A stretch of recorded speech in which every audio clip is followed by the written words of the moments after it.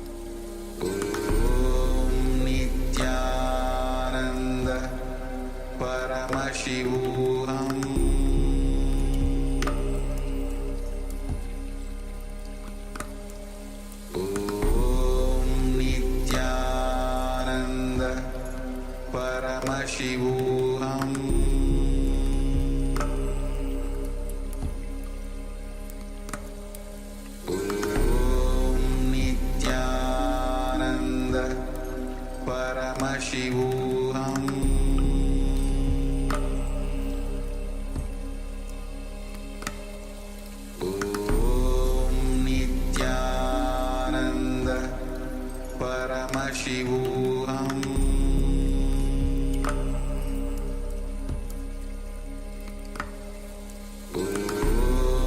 Nityananda Paramashivoham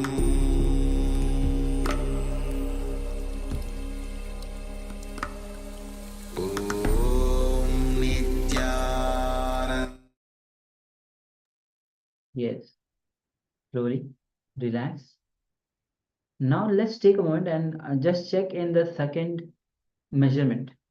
Let's take the second measurement of the object and see what is the measurement and compare it with the initial measurement that you had taken.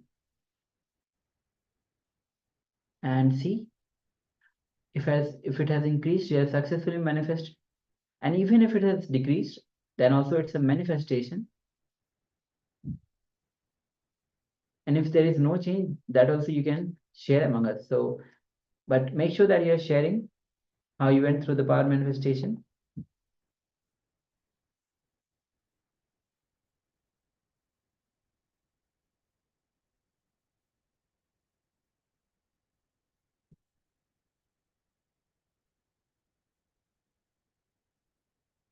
So please go ahead and share.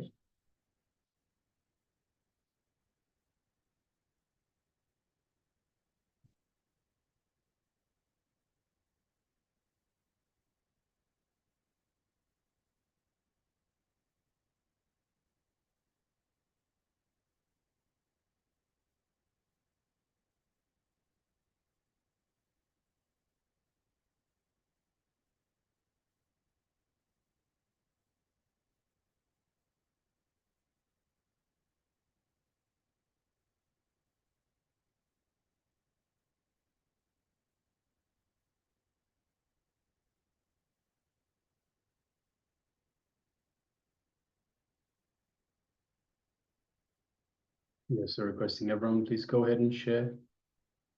So if you have taken part in this power manifestation, let us take the second measurement and share how you went for this power manifestation, the power of Lahima, this time increasing the weight of object made of metal.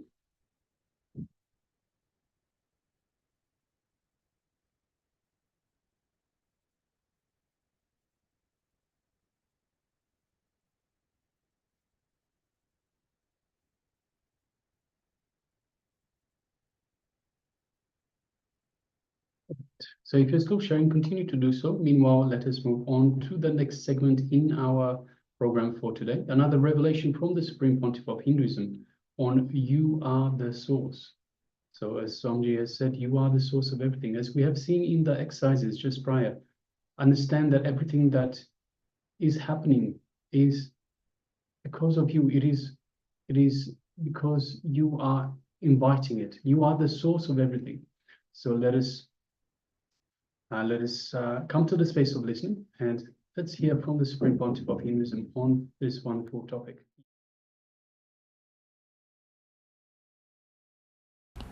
In the Agori tradition is the path of science of enlightenment. They work with the human fevers. They say there is 64 kind of a fever which is responsible for our physical and mental imbalances.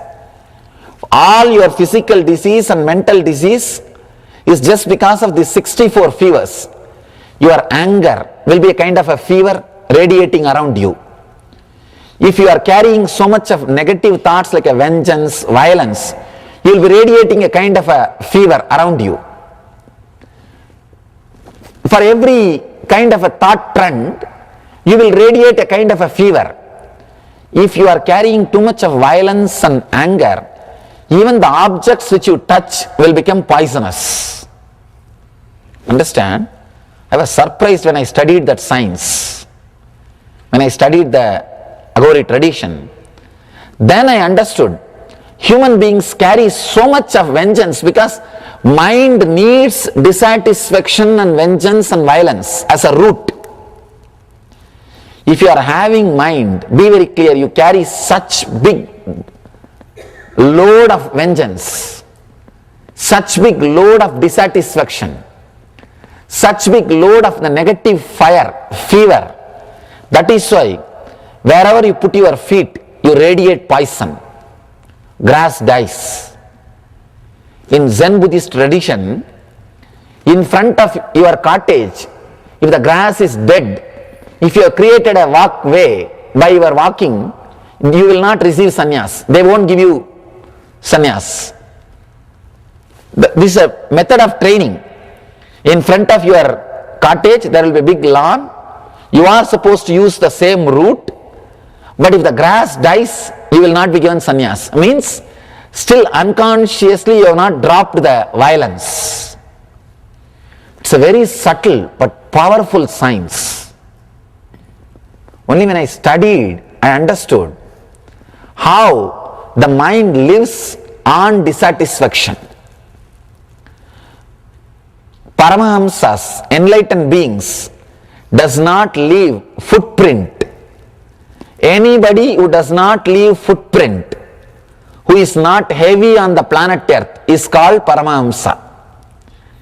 Even not only his lifestyle, even his very way in which he carries his being will be so light, radiating so much of lightness, innocence, radiating so much of the carefreeness or the joy.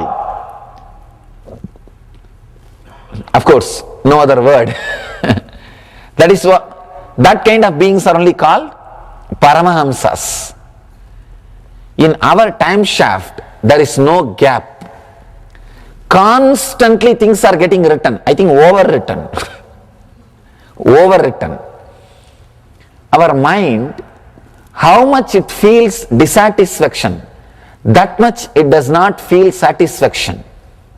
You can see when you feel the hunger, at first you will feel in the navel center.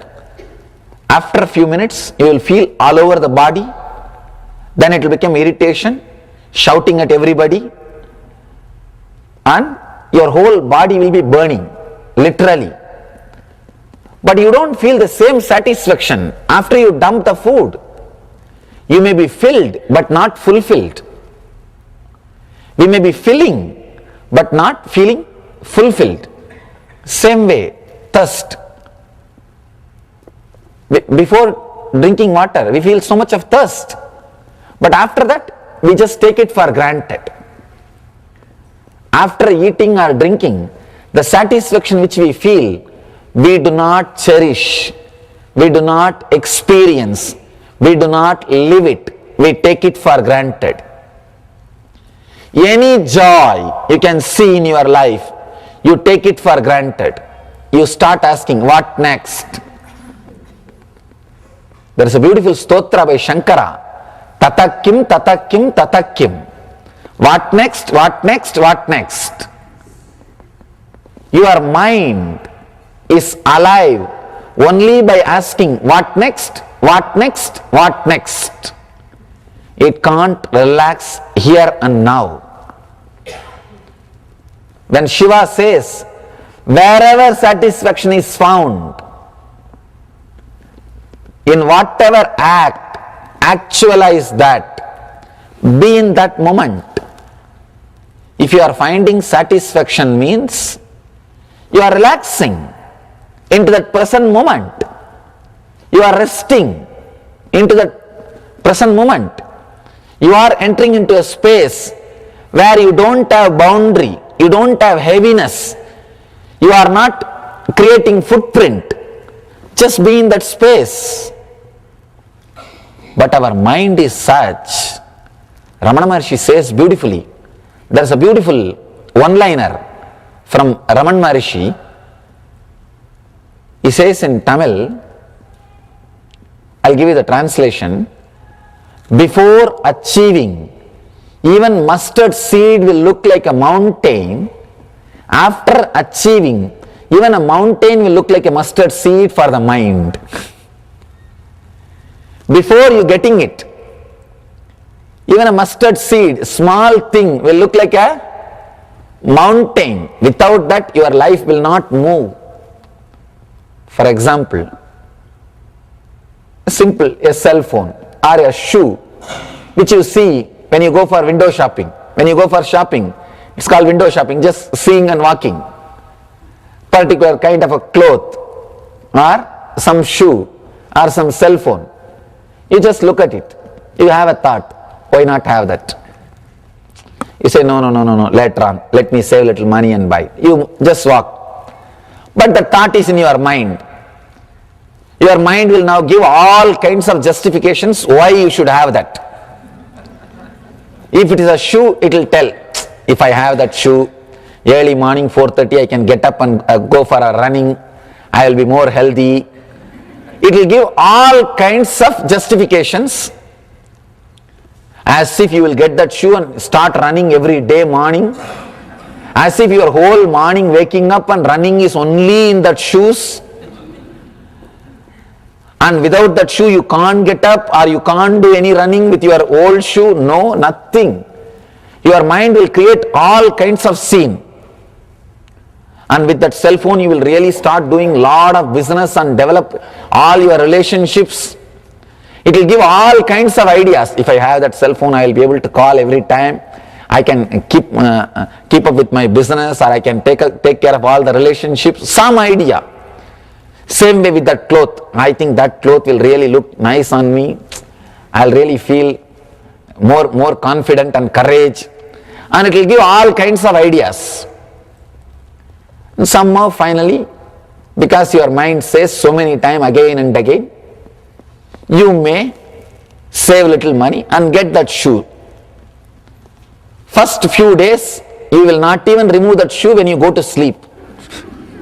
It will be there in your leg even when you fall asleep. It will be almost like a part, Karna's Kavacha Kundala. The Karna's Kavacha Kundala can't be removed from his body. It will be just like that, just always with you. After a few days, you will say, okay. Whenever you go for some parties or some time, you will wear. After a month, rarely, maybe some important thing. After 3 months, it will be lying near that small corner room which is always under that staircase. Nobody will be there even to clean or polish it. It will be lying there. You can see your mind. Just go to your garage and see all over how many things are lying, and before buying, what all words your mind said, and how your mind was showing all these things are really necessary for your life. Especially when you read that Sky Mall magazine,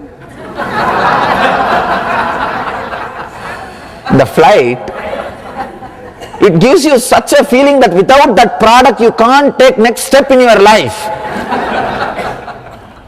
And it gives you such a fantastic feeling with that photograph and everything. Almost your mind says you can't live the next day without that product. Order now. And it's like hypnotizing, especially these TV ads in US I saw. Call now, call now, call now. And almost that way in which it is presented, your mind will say you can't take the next step. You can't live your life without that product. Or there is something really missing without that product. Go around and see your garage. See your, not only garage, just go around and see the whole house. Go and stand near every object, everything in your house, and just have a small write-up, 2-line write-up. What you felt before that became part of your life. First with your house, with your car, with your wife, with your relationships, with your every product. Just see what was the comment or what was the thought before that became part of your life. And what is the thought now? You will understand your life or your mind records only dissatisfactions. When Buddha says life is suffering, he does not mean that true life is suffering. No. He himself was not suffering, radiating joy and bliss. How can he say life is suffering? What you think or what you record life as is suffering. In your mind, what all you record as life is suffering. That is what he means. There is a beautiful saying in the Upanishad. Once you become enlightened, your future and past both can be changed. I was actually confused when I read. See, future can be changed. That I can agree, because it is open. How can past be changed?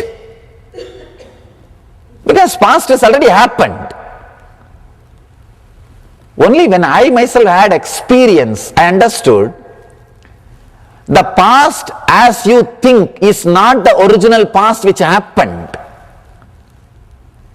What you think as your past is not the whole complete record. What you think as your biography is only selected, edited version.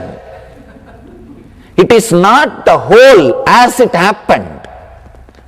So only when you become enlightened, you will experience the true past. You will see everything happened. As on now, what you remember as past now is not your past. Maybe a little confusing. What is this? It is true. In your life, if you had 100 incidents, dissatisfaction or suffering, at least 101 incident with satisfaction and joy has happened. That is why you are still alive.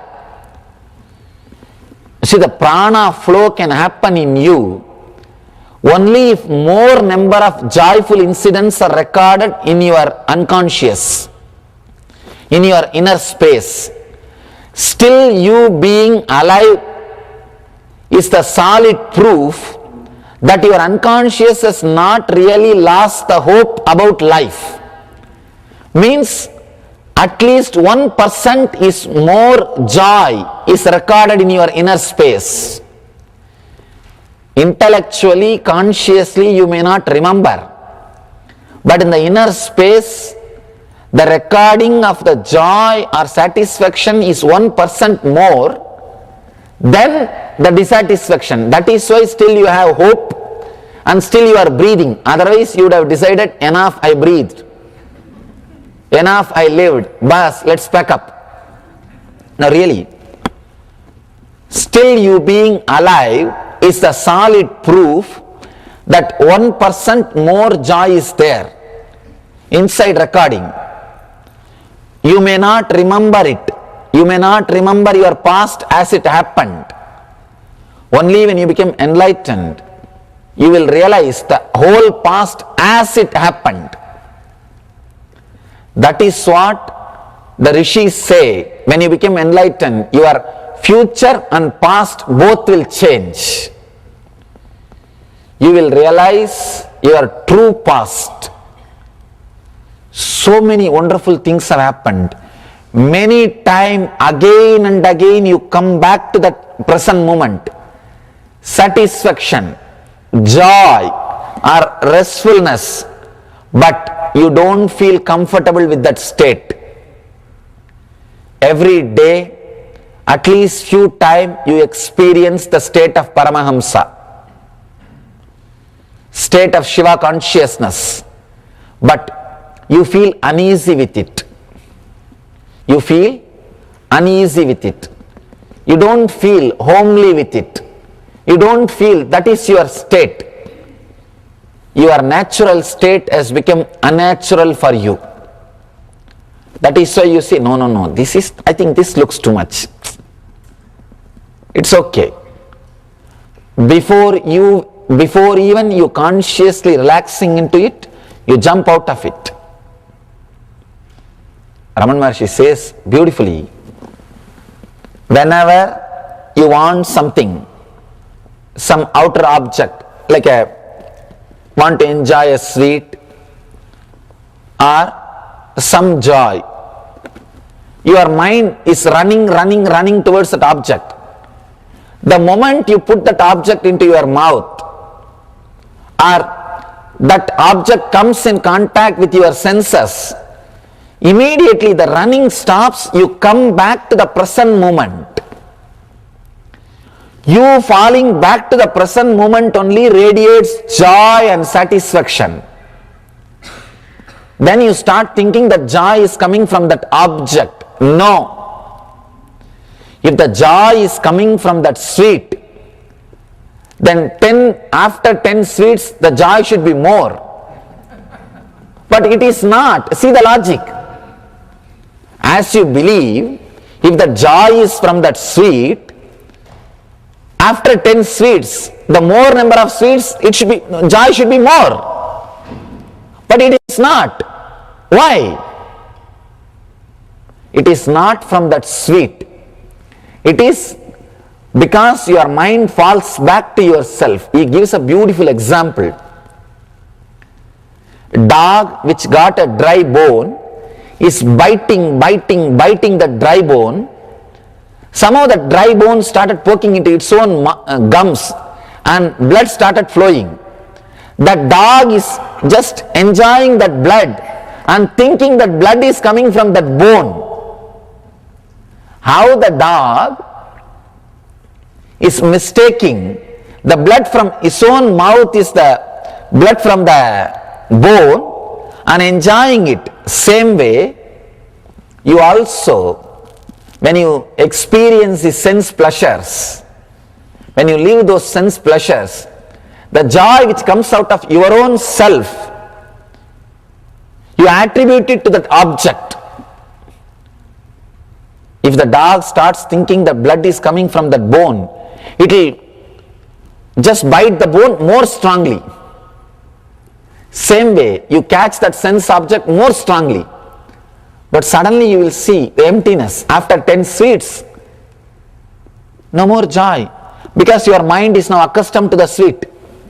Even when you put the sweet in your tongue, it is not ready to rest. It is asking, what next? What next? What next? It is not relaxing, resting into that satisfaction. Now you play the next role. Oh, there is no joy in the sense object. One side of your mind is saying, there is no joy. The same joy is not there in that sweet. But your inner mind is telling, no, you are doing wrong. I think try once more, try little more, we may get little more joy. Because you are not ready to believe that there is no joy in the object, because that's the only thing you have in your hand. If in that also there is no hope, means what will happen? You become hopeless. That is too much. So you try to hold on. So you try to add rasa, juice to the object from your own being and try to enjoy. You are not ready to believe that there is no joy from the sense, from the object. The joy is from your inner space because you are relaxing, resting.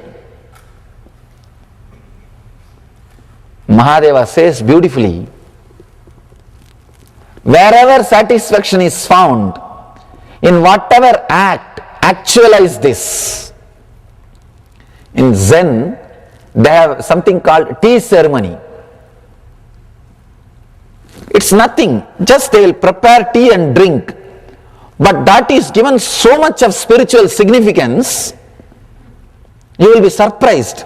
All the monks will sit around and that they will be just sitting and listening to the sound of tea boiling. That water sound, glug, glug, glug, glug, glug, glug, glug, glug, glug. And that beautiful smell of the steam. And just with a deep meditative mood. And when they pour the tea, just that sound which is created with a full awareness and your deep thirst for the tea or that feeling to sip the tea, just be with that. And beautifully when you sip the tea, the whole tea traveling inside your system, and that satisfaction it is creating inside your system, and that beautiful restfulness and that relaxation or satisfaction which comes because you got what you want. The whole mood, the whole thing, just a cup of tea can lead you to enlightenment. Understand? Just that satisfaction, if you can live intensely, there is a beautiful truth behind this whole tea ceremony. Let me explain the truth, then you will understand the Mahadeva or Shiva's technique. In your inner space, two things will get recorded, two samskaras will get engraved. Samskara means the engraved memory which is powerful enough to make you go through the same action. If you are addicted to coffee, morning 7 o'clock, once you hear the bell 7, inside coffee, addiction, you see, addiction word can be defined. Understand this definition. Without that object, you will feel deep dissatisfaction. With that, you won't feel much satisfaction. Is addiction. Understand, this is the definition of addiction.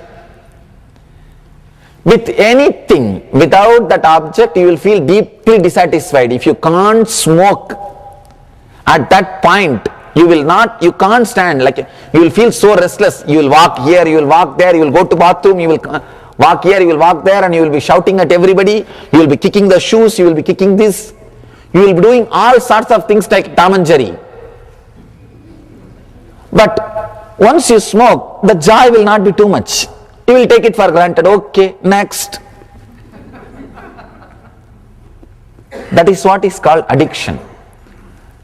The powerful engraved memory which can make you go through the same action again and again without giving you the satisfaction is called samskara. Samskara and mantra both are opposite to each other. The words are the memory which stays in you and makes you more and more dull and addictive is samskara. The words are memories which stays in you and liberates you more and more from your bondages is called mantra. The words which stays in you and liberates you is mantra. The words which stays in you and binds you is samskara. That's all. Understand?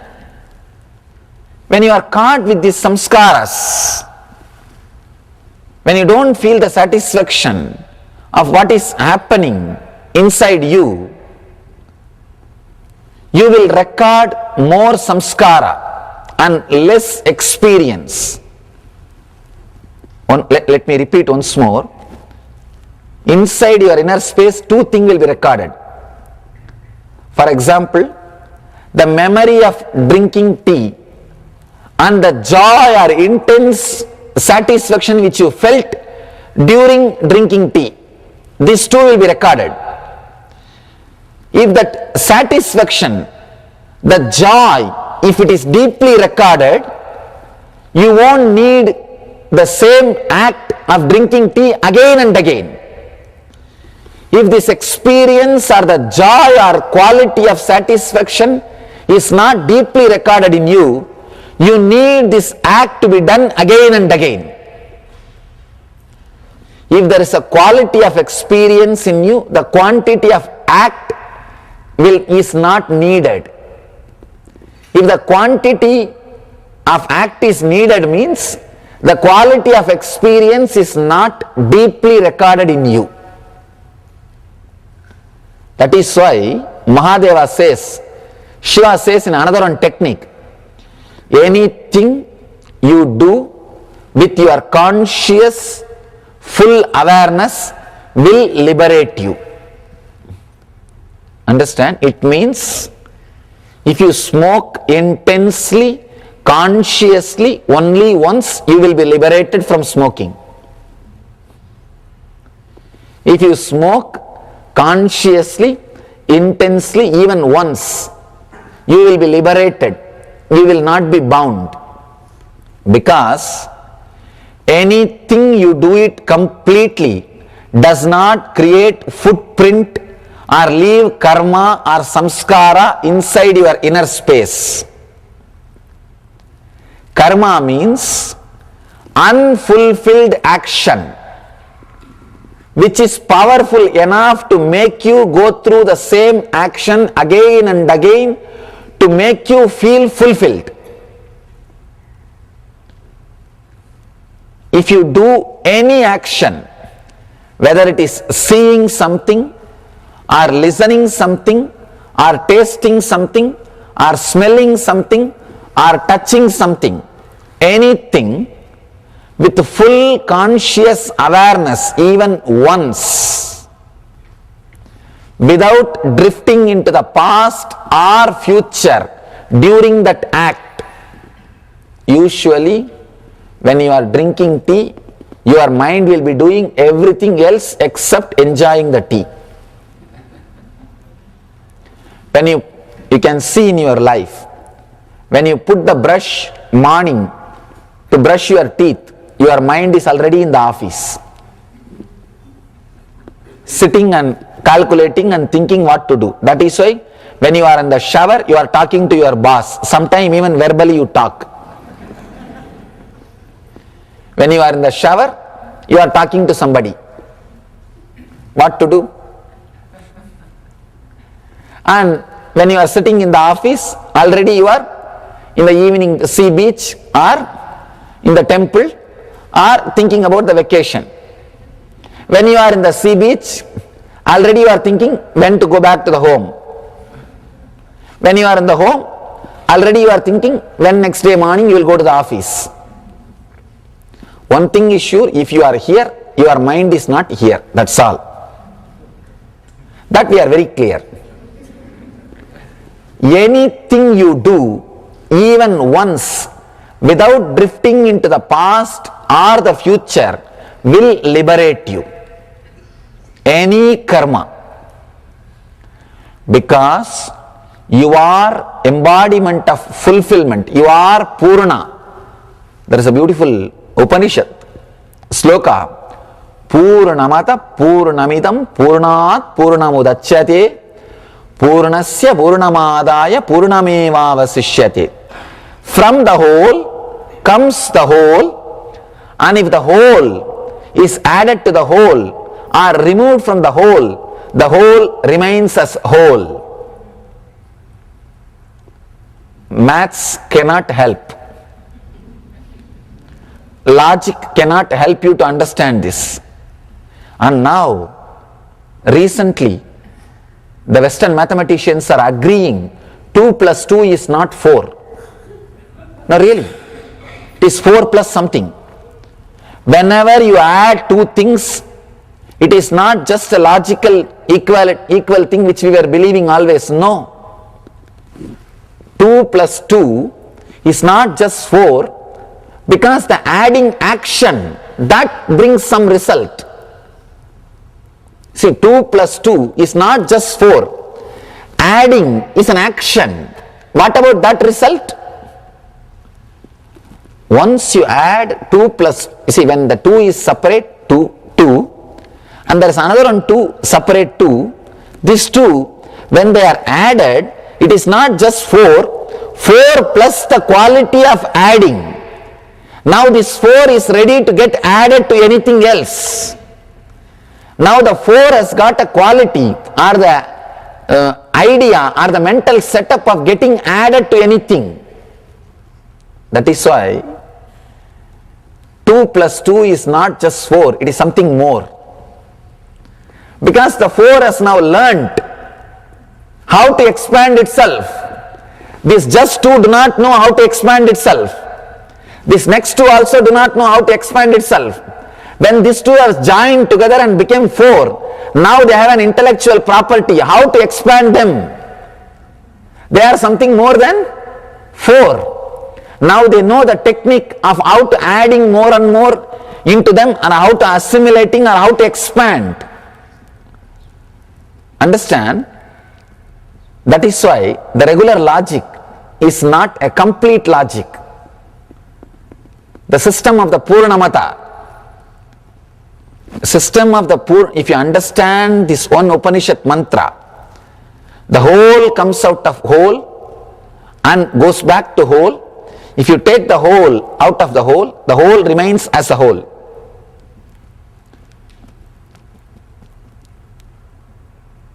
It's a very beautiful but very subtle truth. You need your full attention and awareness to digest this truth. But very understanding will transform you. You don't even need to meditate separately. You don't even need to meditate separately. The very understanding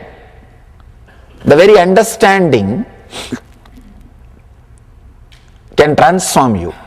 See, now by your nature, whether you believe it or not, you are a whole being. You are a conscious being. Any action, if you do with that whole being, without drifting into the past or the future, the whole, which is your being, even if the action is done, you will remain as a whole. You will not become half. Purnamata Purnamitam. You will remain as a pure conscious being.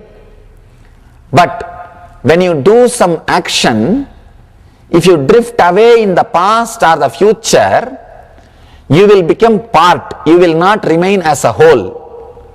Then samskaras are written on you. Then karma is created. You have to do the same action once more because you have not been in that whole state when you did that action. When you were smoking, if you were completely into that smoking, there was no other past or future, the whole was doing something holy, then you are not engraving or creating a karma or the memory. You are liberated from that action. You will not be inspired or forced to do the same act again. If you are half off when you are doing some act, naturally, because you have done only half, you have not achieved the full satisfaction, you will carry that remain, you will carry that engraved memory, which will inspire you, force you to do the same act, to feel the fulfillment through that act. That's all. That is the meaning of Purnamata and Purnamitam. Purnat Purnamudachyate, Purnasya Purnamadaya Purnamevavasishyate.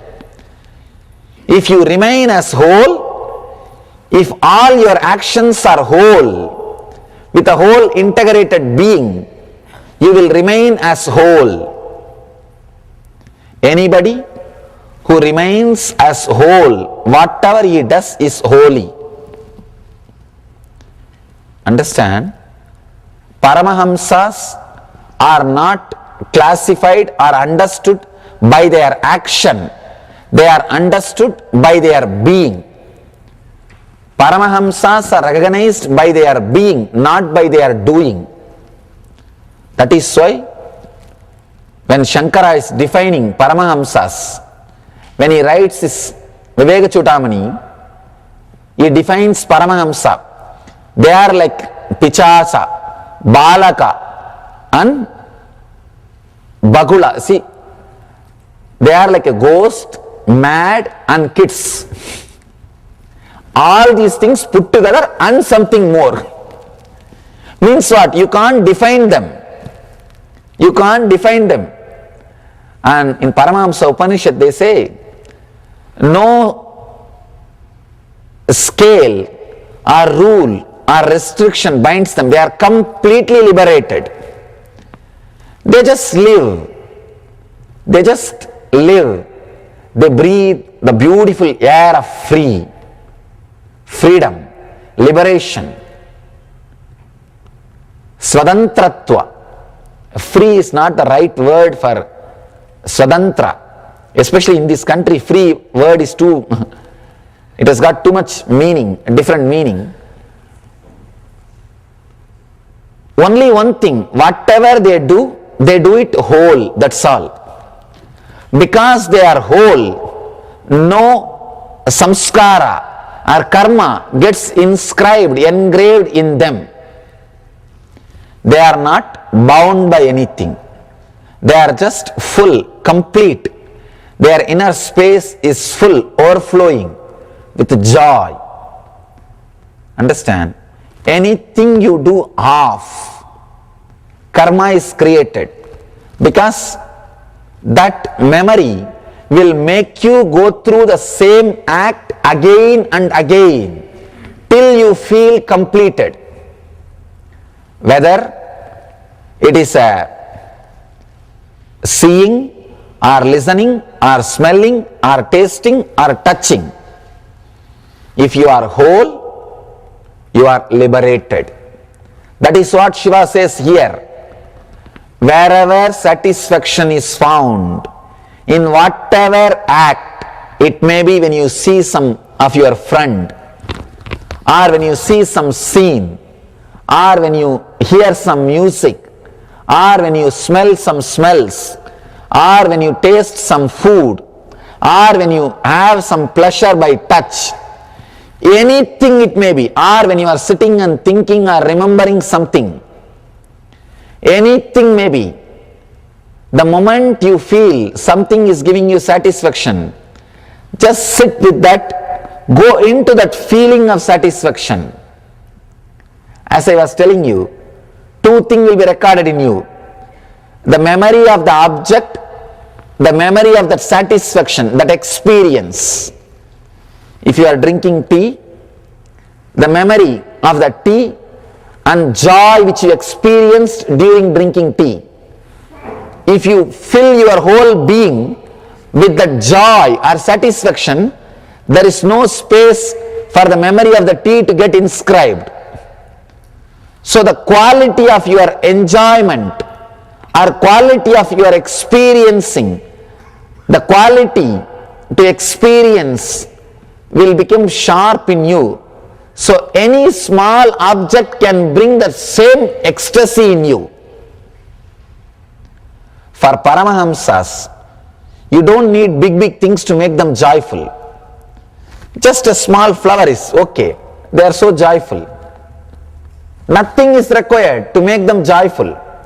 That is why they say Shiva is called Asudosha, means easily pleased. The Sanskrit word Asudosha means easily pleased. Is called Bolenath, means innocent. Does not need much. Just one small bay leaf, or little bit of rice, or little bit of Ganges water. Nothing much is necessary. He is happy and he gives you whatever you ask. That's why he is called Bolenath. Patram, Pushpam, Palam, Toyam. Nothing else is required. Just one leaf or one flower or just a little bit of something is enough. Nothing else is required. Asudosha, easily pleased. Simple guys.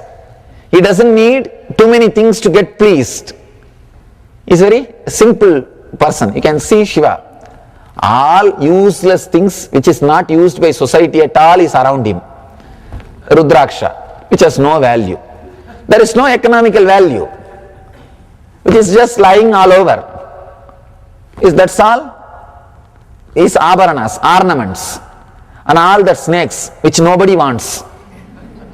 Is his friends. And the place where he lives, burial ground, which nobody wants to go. That is the place where he lives. What is his cosmetics? The ash from the burial ground, which nobody will touch.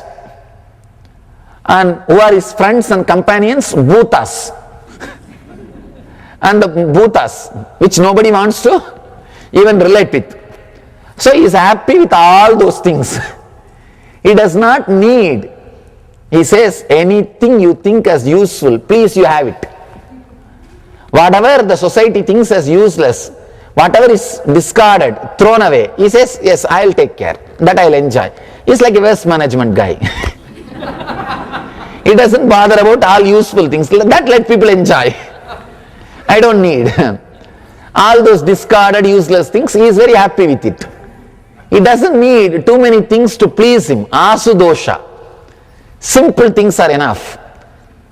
Because his quality to enjoy is so beautiful, so sharp, he does not need quantity. Whenever the quality of enjoyment, the quality to feel is intensified in your system, the quantity or the need will disappear in you. If you need more quantity, whether it is food or sex or music, be very clear, your quality to enjoy is less. Because your quality to enjoy is less, you are asking for more quantity. Here Shiva is saying, increase the quality to enjoy. Means, just for next 3 days, decide.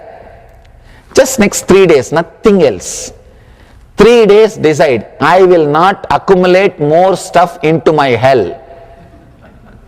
No, we are accumulated hell, understand. Accumulated hell means all negative things we have accumulated.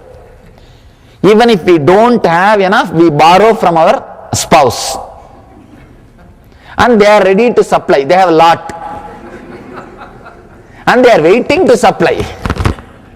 And they have so much, they are waiting to supply. Just for 3 days, do not accumulate and connect and see all your dissatisfaction and suffering. Just 3 days, decide, morning till night, whenever you find some satisfaction, and you do really find at least hundreds of time in your day-to-day life. For example, you felt thirsty, just you put little water in your mouth, just feel that satisfaction. You want to see your son or daughter or the person whom you love, you call them or you talk to them, you see them. The moment you see, you feel the satisfaction. Just imbibe it. You are feeling hungry and you are putting the food into your mouth. Once you put the food and just see how it travels and how it gives you the satisfaction. Just go into it. And there are so many other acts where you find some satisfaction, some joy. Just go into it. Even the small acts. Just go into it. And close your eyes and sit for a few minutes. And just enjoy that satisfaction. Slowly relax, unclutch from the object. Just enjoy that feeling. The quality to enjoy. Next 3 days, decide that you will experience, go into the satisfaction wherever you find it. Whatever act, wherever you find satisfaction, just sit and cherish. Be filled with it. Just let your being overflow. Let your whole mouth be filled with that amrita.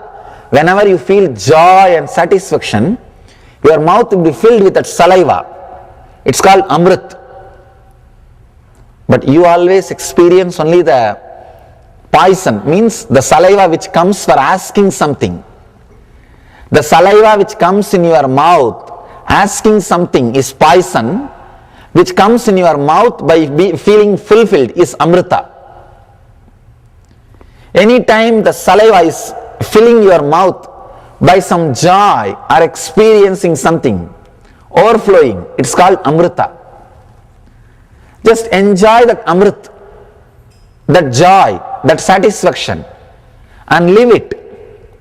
Live intensely. Let your whole inner space be occupied by that joy, by that bliss, by that experience. Let there be no space left for the engrams to be engraved, for the karma to get recorded. Suddenly you will see you became an accumulated joy and bliss. You are no more accumulated hell.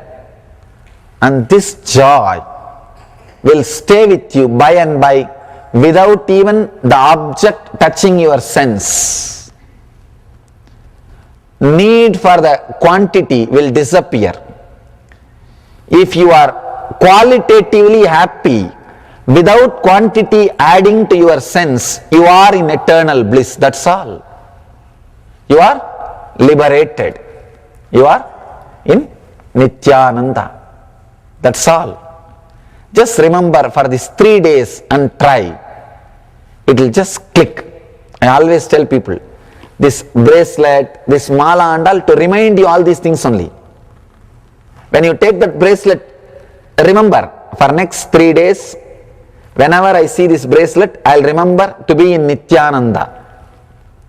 If I'm wearing the mala, I'll remember to be with the satisfaction, with the quality instead of quantity. If you are reminded by all these things, only then they are spiritually useful for you. Otherwise, just one more ornament to brag about. To brag about. No. It should be spiritually useful, directly. That is the reason you are given all these things. Directly, it should remind you about the higher ideals or the lifestyle which you took. Understand, these 3 days, remember and play with this technique. Suddenly it will click and open the new door. Let you all achieve through these teachings and technique the eternal bliss, Shiva's inner space, Nityananda. Thank you.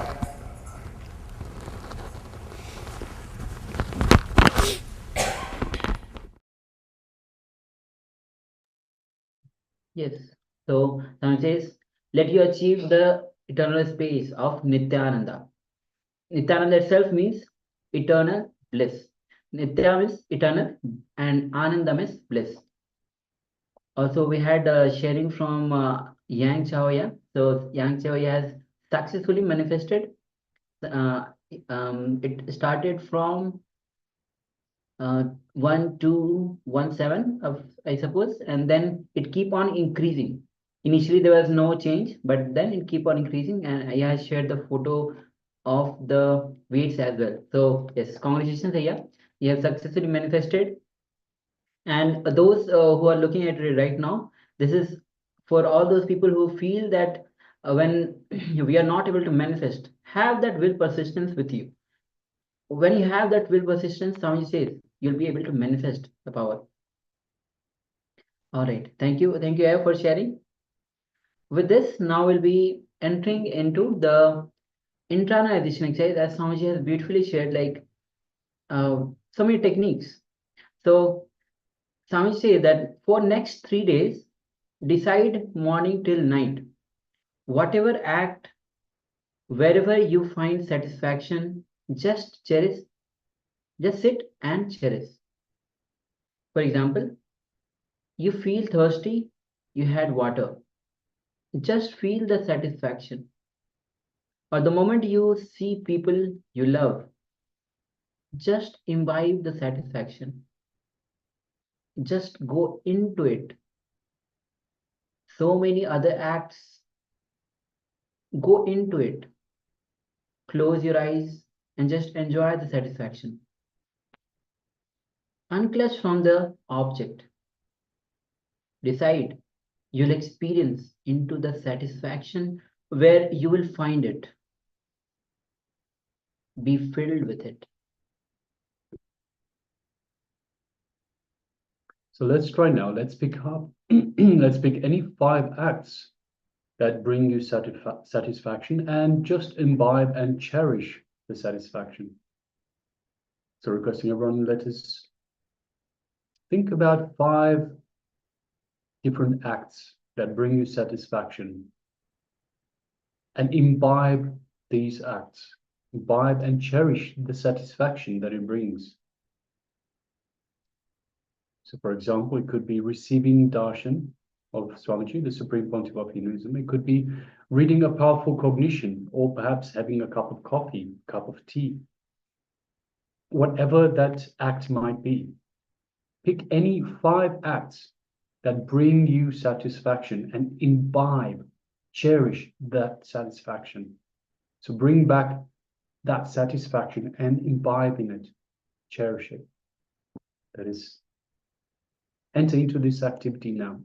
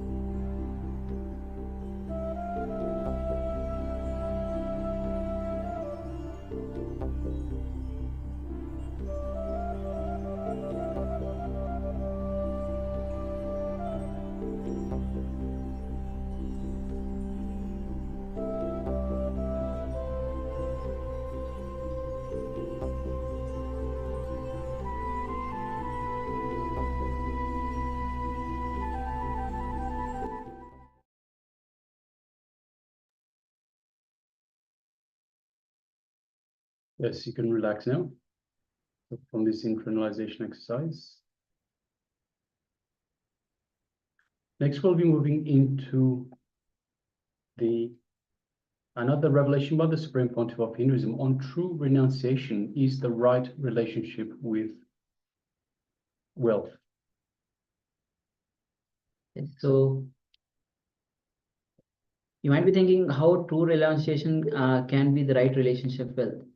Actually, Swami says that only when you have the true renunciation, you will be attracting wealth towards you. So let's prepare ourselves to receive the powerful cognition. Only with the true renunciation, you'll be able to attract wealth. So as we enter into this revelation of Swamiji, it's not just about attracting wealth. When you have the true renunciation, you enter into the space of that pure consciousness, which is ultimately the real aim, real goal, or the purpose of life. So let's come to the space of listening and let's enter into this revelation.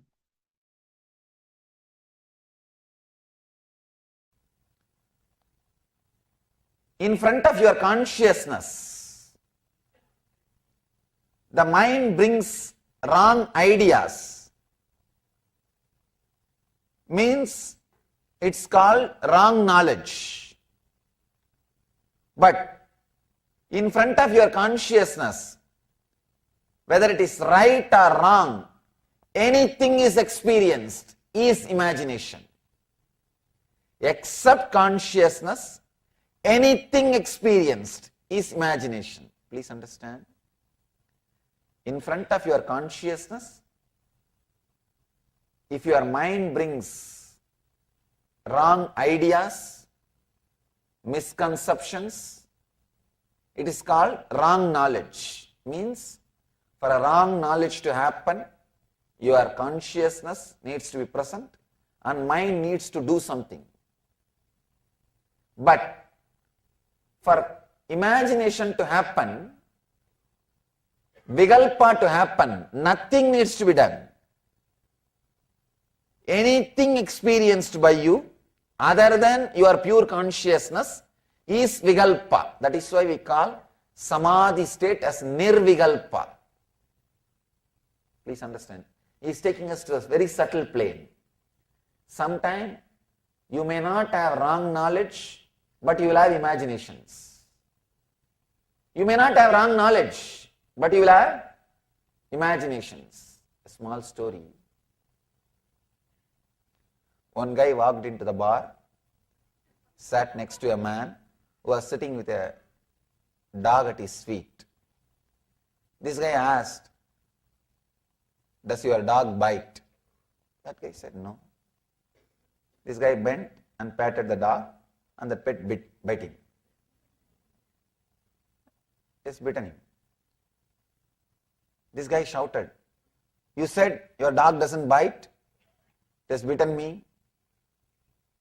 That guy said, "Yes, my dog doesn't bite, but this is not my dog."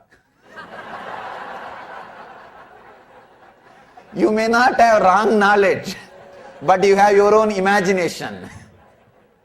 Understand? Your own imagination. Many times, vigalpa brings more suffering. Today I have a lot of stories on imagination. Imagination is my favorite subject. Because so much of suffering can be avoided if you understand imagination. If you just understand imagination. Viparyaya, even viparyaya is not that deep. If your mind can be relaxed from constant movement in the conscious layer, you can come out of viparyaya.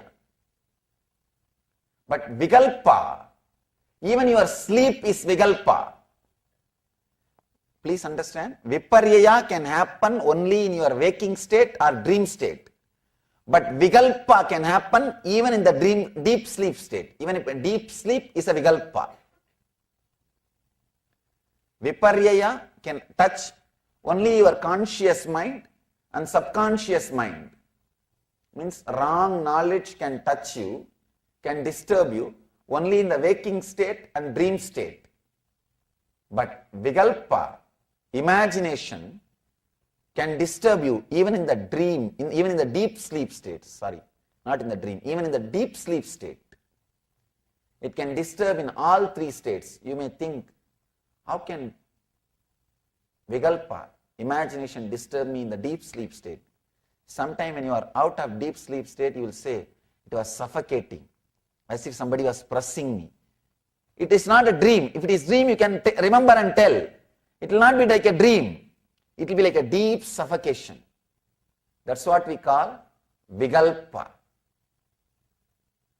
Means imagination. Many times you imagine things. You imagine things. I have one more story for you about imagination. I'll read it out. It will be very nice. One guy goes to South Africa and sends a letter to his mother saying, "Dear mother, I am sending some pills which doctor gave. And if you take one, it will take years of your life." After a month, that guy comes back home. He sees beautiful young women outside his house sitting with a baby. And this guy comes back and asks, "Where is my mother?" She says, "Don't be silly, I am your mother." And those pills were marvelous. This guy says, "Oh God, I can't imagine. Only one pill. You are able to have a baby." She says, "Are you crazy? That is not a baby, that's your father, he took two."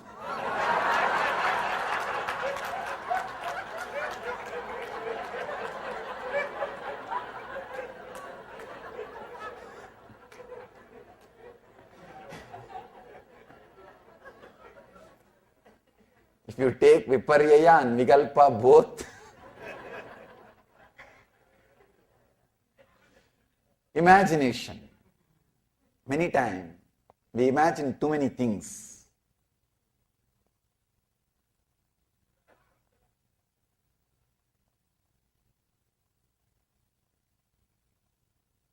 Vikalpa can touch deeper zones than Viparyaya. Means imagination can touch the deeper zones than wrong knowledge. Wrong knowledge is more like a logic. When you have a wrong logic, it's a wrong knowledge. But the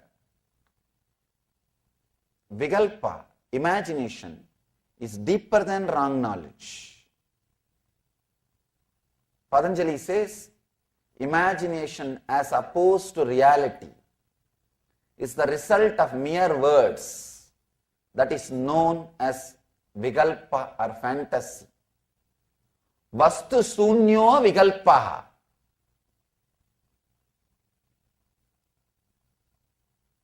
Every word of Patanjali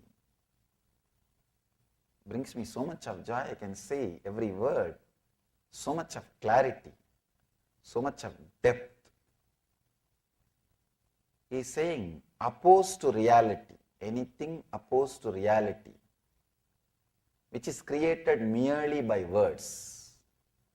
Merely by words. Many times you can see in your life, you are constantly creating many things just by words. Just by words. Simple words. You create your own theories. You spin your own moods, I can say. Your mind and body comes in contact with each other at 7 spots in your body. Both of them touch each other. 7 spots, that is what we call 7 energy centers. In yoga tradition, they call that 7 spots as 7 energy centers. and they call it as Chit Jada Grandhi, where the matter and consciousness meets each other. Matter and consciousness meets each other. Each spot gets corrupted when your imagination is added. Please understand, each spot gets corrupted when your imagination is added. The first, root center.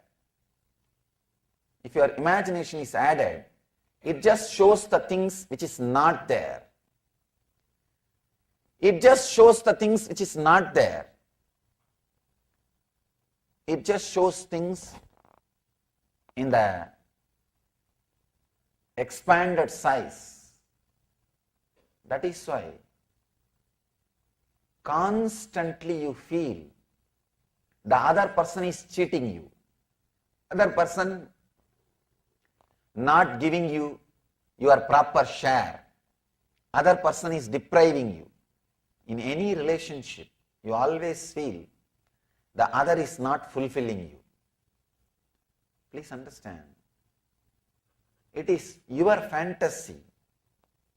When imagination is added to your root center, you start expecting the things which can never happen, which can never happen, or which never happened, which will never happen.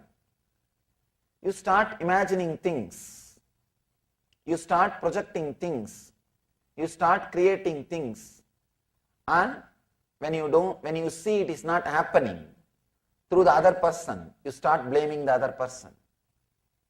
You start cursing the other person. Imagination added to your greed is fantasy. Imagination added to your fear is, we can say, the main reason for all the phobias. When imagination is added to your fear, it becomes phobia. Constantly you are feeling frightened. Constantly you are feeling frightened.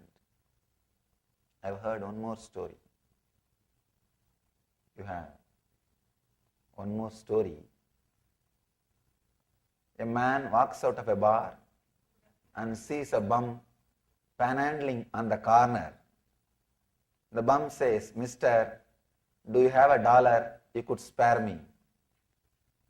The man thinks about the question for a bit and asks the bum, "If I give you $1, are you going to use it to buy liquor?" He says, "No." The man asks, "If I give you $1, are you going to use it for gambling?" The bum says, "No." The man says to the bum, "Do you mind coming home with me so I can show my wife what happens to someone who does not drink or gamble?"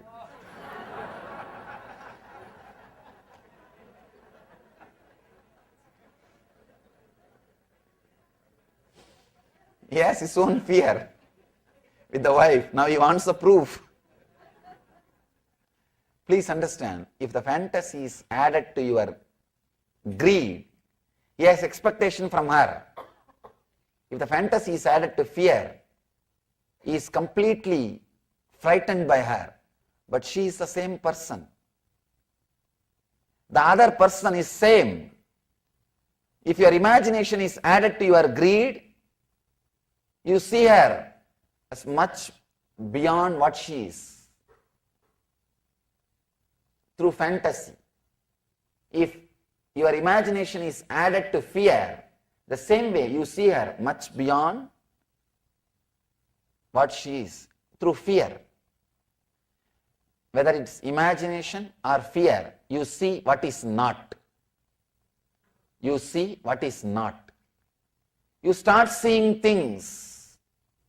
You experience things which is not there. One more story for you.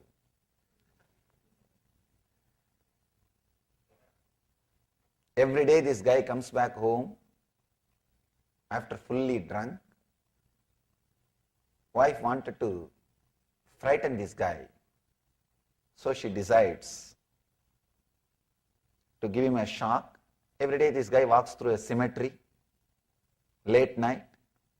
She decides to go and sit there with all the makeup and frightening. She covers herself with a black shawl and she creates smoke. The whole scene is ready. When he comes, fully drunk, she just jumps in front of him and creates a big sound. He very coolly turns and says, don't you know me? I am married to your sister.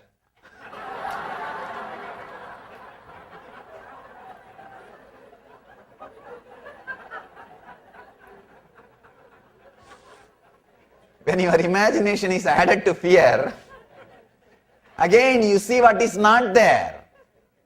Even small things feels like a torture. Please understand, if your imagination is added to greed, even simple things feel like a heaven. Many people come and tell me their experiences about their vacation and all those things. I am not able to connect at all with the idea of vacation. You may think I am from the other planet. Now when people come and tell me, I am going for vacation, Swamiji, or I went for a vacation, can you see the photographs, we went here, we went there, this is our vacation, this is our vacation photograph and all those things.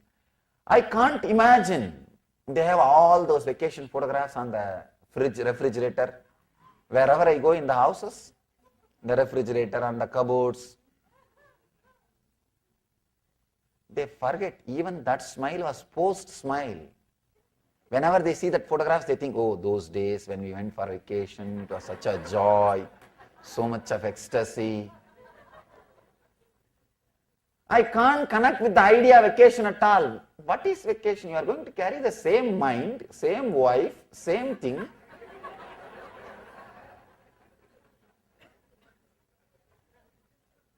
If you are sitting and worrying in the house, it is called homework. If you are sitting and worrying in the office, it is called business. If you are sitting and worrying in somewhere where you don't know, that's called vacation. I can't connect with that idea of vacation at all. Many times people try to tell me, why don't you take vacation, Swami? I tell them, what will I do? Even if I go there, I'll gather few people and start talking about something. Then let me sit here itself, at least people will be more comfortable in the hall. Instead of sitting somewhere where people will not have comforts, where I will not have microphone.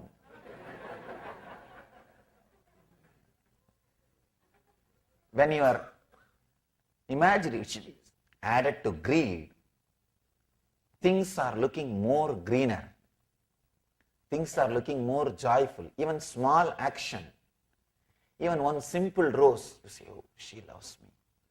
I love her.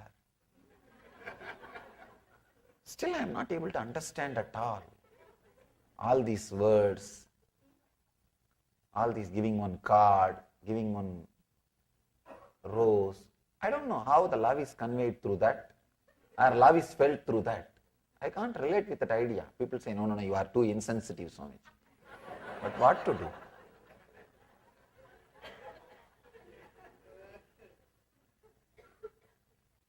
When imagination is added to your greed, everything looks sweet. Everything looks fantastic. You feel the other person is angel. But when one shift happens in the energy center, that same imagination raises 2 inches above to Swadhisthana, to the fear. The other person looks like a devil. The reality is the other is neither devil nor angel. He's a man. She's a woman. That's all. When we see the other person as an angel or devil, we are suffering with vikalpa, imagination. We are suffering with vikalpa. Anything other than reality, if you see, you are suffering with vikalpa. You are suffering with vikalpa. One more story about vikalpa. I hate this modern art, he says to his wife. What a piece of crap that is. Wife says, no, that is a Picasso. This guy says, what about this one with all crazy lines? She says, that is Kandinsky. This guy says, oh, okay, how about this one? Where this guy's got a pencil neck, his nose is upside down, his eyes are on the same side of his head. She says, that is a mirror.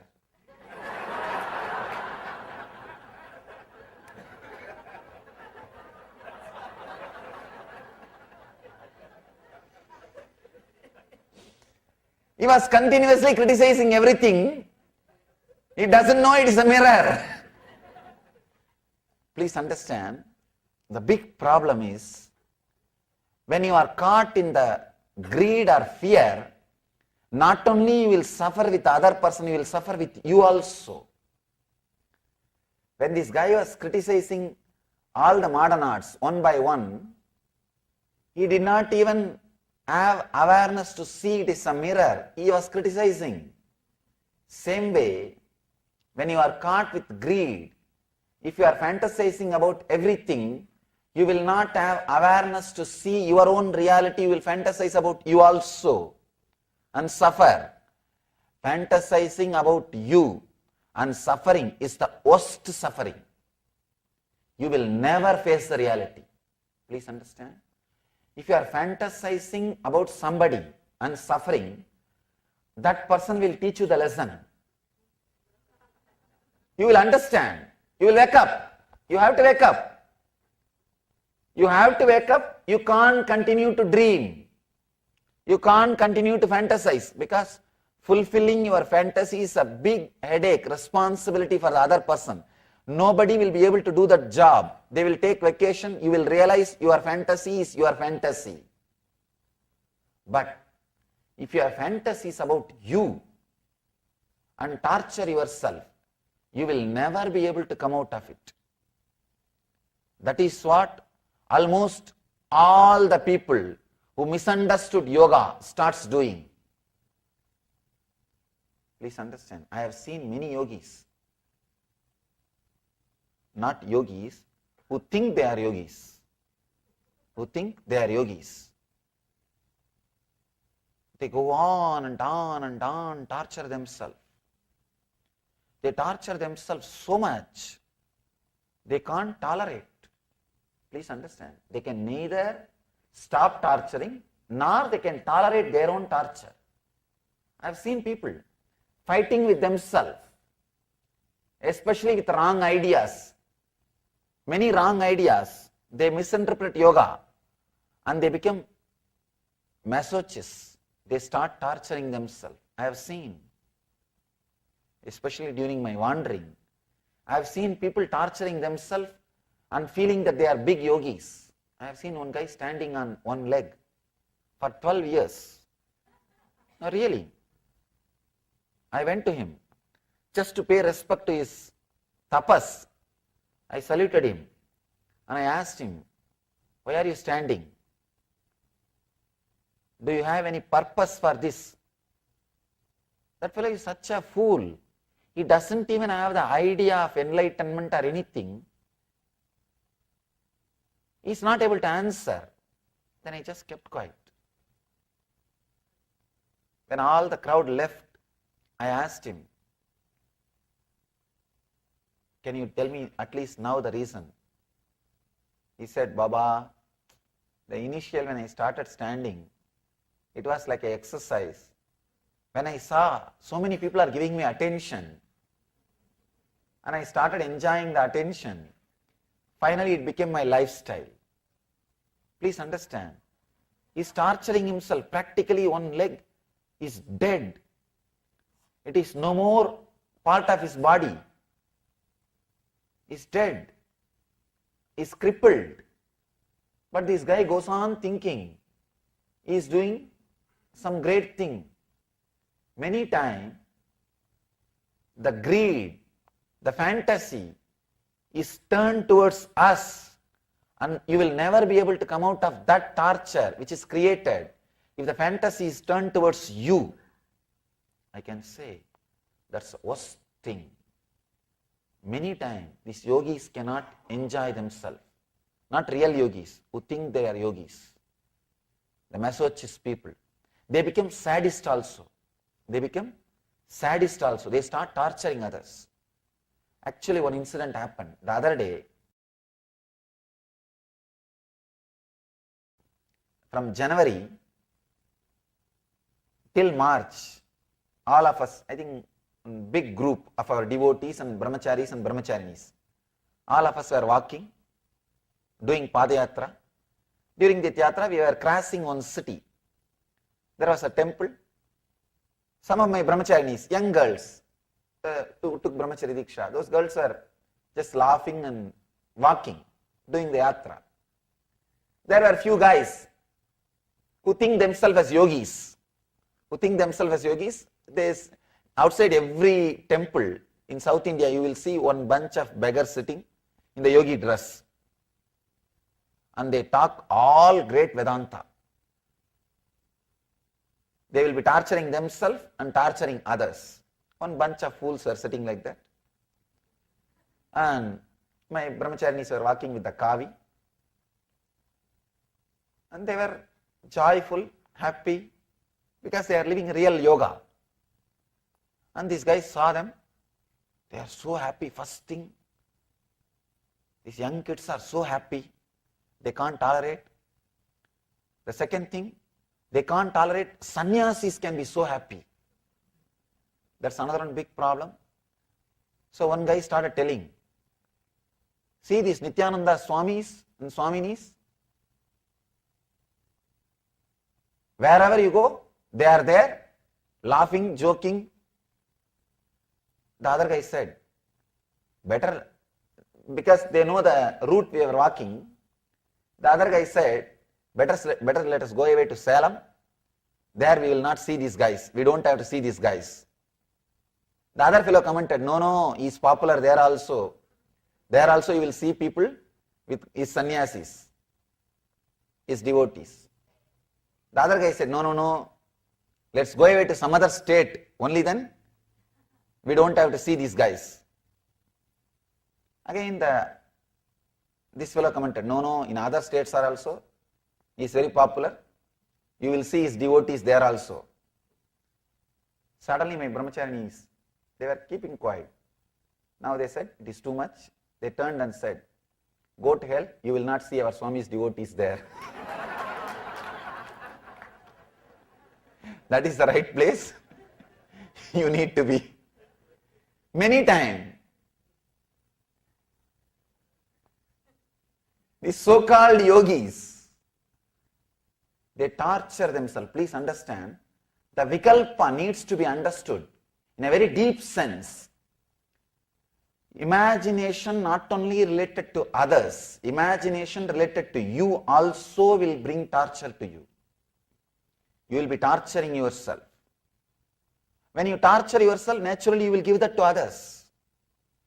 You won't give headache to others if you don't have one. Please understand. You can't give it to others if you yourself don't have. If you are giving it to others, you need to be clear, you have one.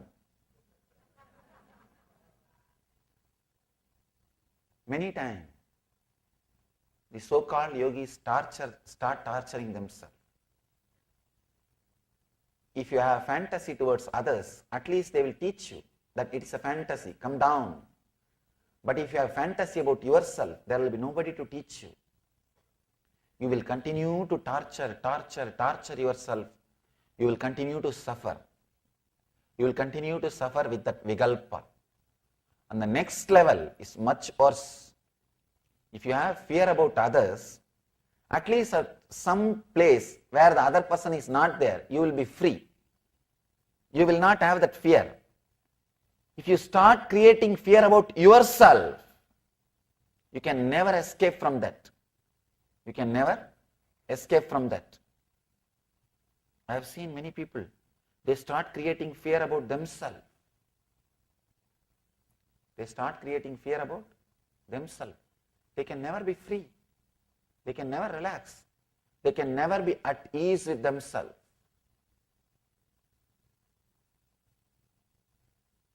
It's I can say, the worst hell. If they start creating fear about themselves, they can't live in joy, live in bliss. This story, beautiful story. One Zen master was walking near a river. One young lady was standing. She asked him, "Please, can you help me to cross the river?" The master was with his disciple, young disciple. Master said, "No problem." He just carried her and left her the other side, came back. His young disciple can't tolerate. An enlightened person, a monk, how can you lift her? How can you touch a young lady first? How can you lift her and help her to cross the river? He is not able to tolerate, but somehow he kept quiet. When they reached the monastery, he asked, "How can you touch her and help her to cross the river? Is it not wrong?" The master looks at him and says, "I left her long before. Why are you still carrying her? I left her there itself. Why are you still carrying her?" He has his own fears about himself. Please understand. He has deep fears about himself. That is why he can't relate with the reality. He can't relate with the other person. He can't relate with the other person. In Ramakrishna's life, there is a beautiful incident. He lived with Sarada Devi till the end. They lived such a wonderful life. Many times he was criticized for living with his wife in the temple. He was in the Dakshineshwar temple. But he lived such an amazing life. The relationship between them was such a wonderful relationship. You can't describe it. You can't describe it. The real yogi relationship. He always used to answer them, respond to them, that they are afraid of themselves. That is why they are afraid of the outside person. Please understand, if you are afraid of the other, at least when the other person is not there, you will not have the fear. If you are afraid of yourself, it's like a fear of ghost. It will continue to be there. It will continue to haunt you. It will continue to shake you. It will continue to frighten you. It's the worst thing somebody can have. I've seen many times.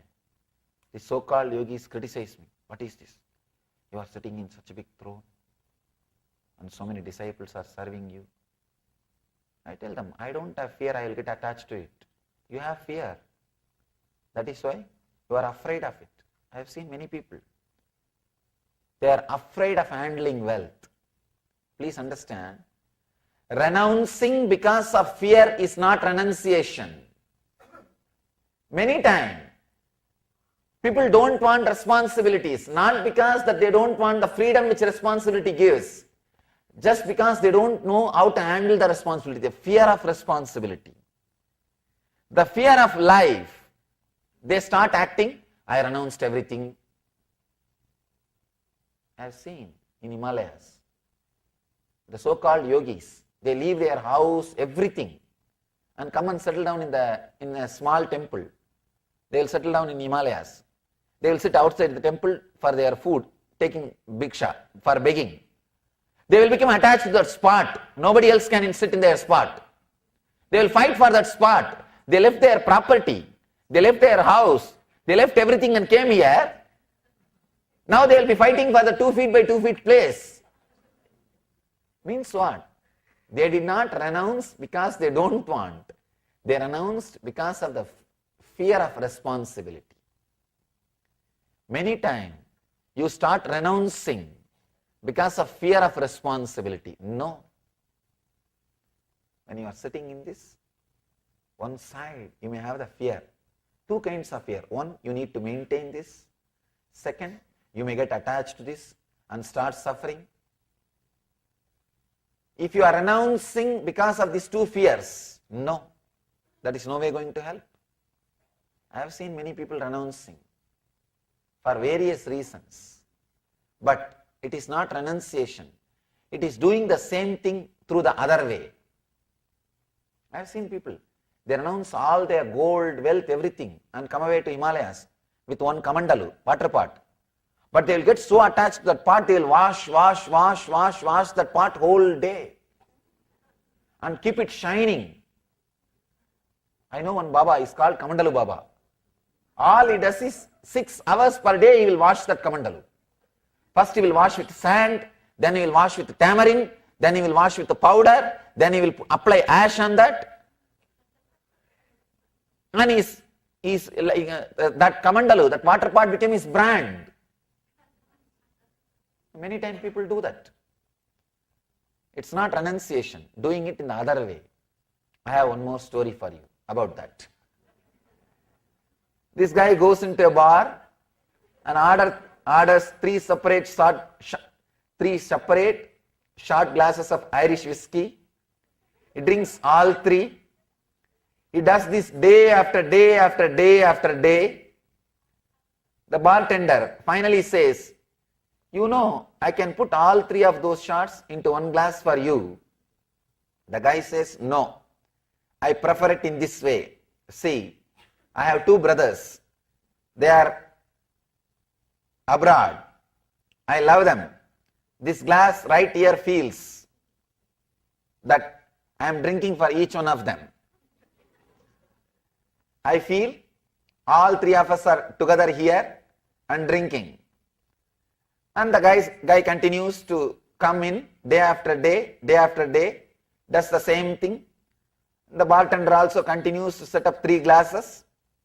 One day, the guy comes with a long face and says, give me 2 shots today. The bartender is shocked. He thinks something wrong has happened. He asks, what happened? Did something happen to one of your brothers? Bartender asks. No. The guy says, they are okay. It is just that I decided to quit drinking.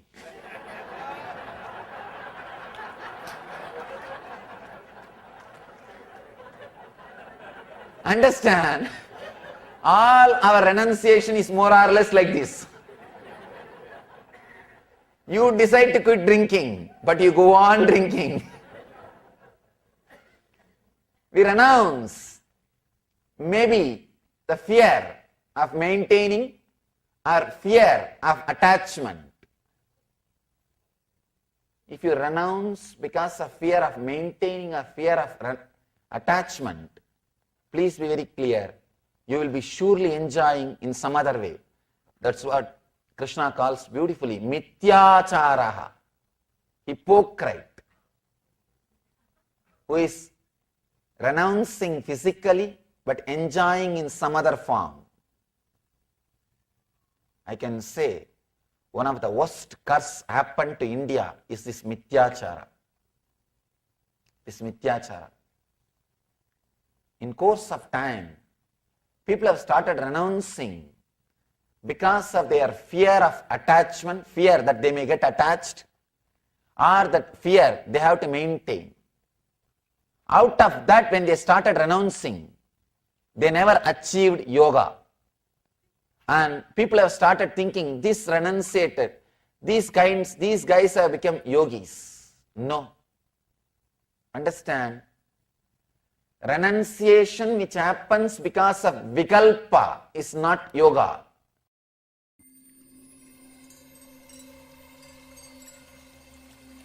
I welcome you all with my love and respect.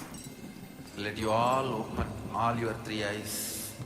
Om Nityananda Paramashivoham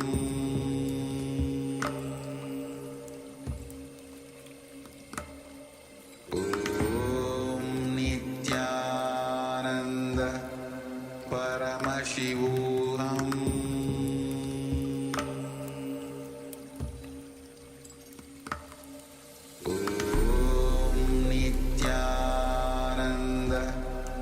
Paramashivoham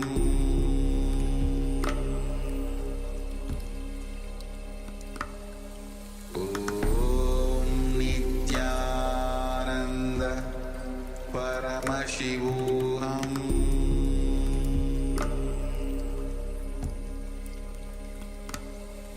Om Nityananda Paramashivoham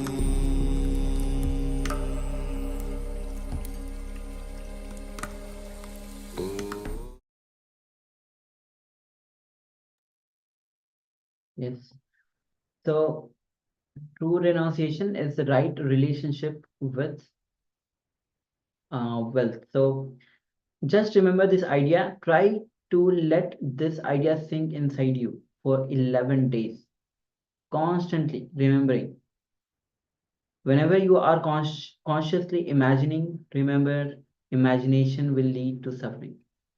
I should use this to go to joy or bliss. Just remember, whenever you are consciously imagining, just remember and relax from it. Just do it for 11 days. Suddenly you will see in the dream, you also remember the same idea.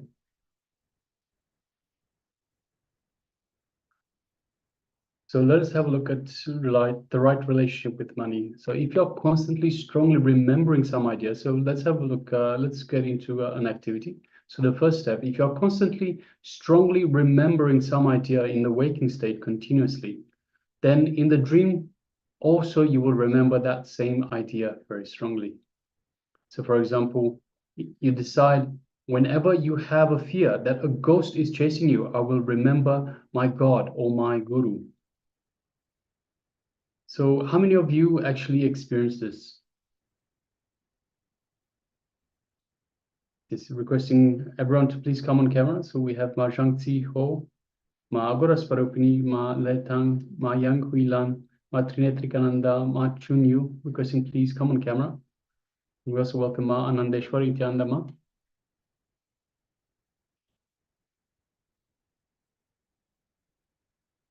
So once again, if you're constantly strongly remembering some idea in the waking state, you will find that you also have the same idea very strongly in the dream state as well, when you're dreaming.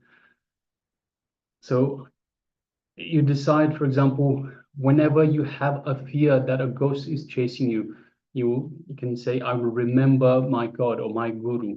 So requesting, we'll display this slide for you.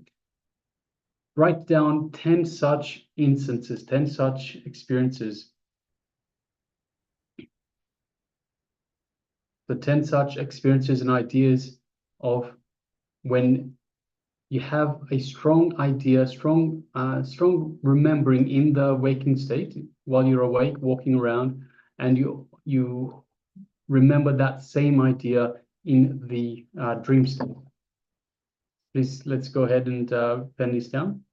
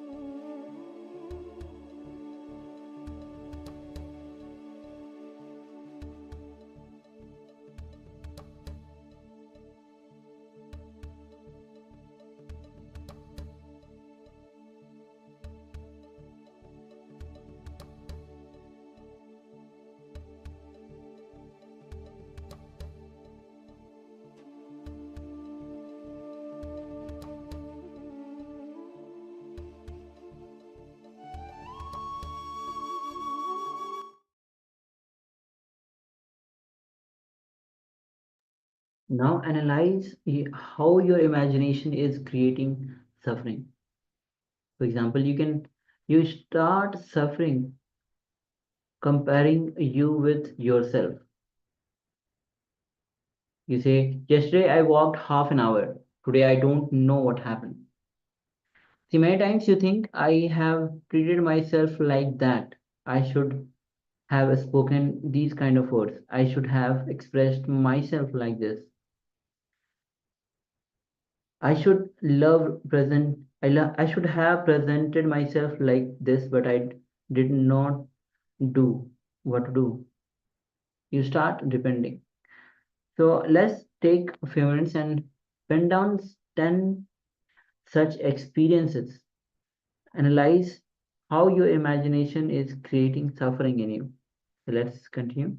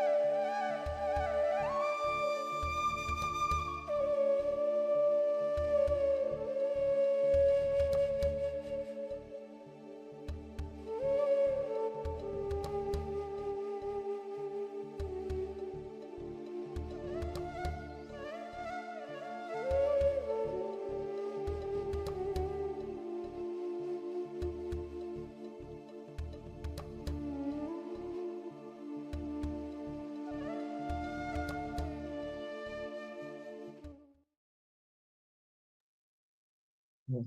Now slowly relax from this internalization exercise.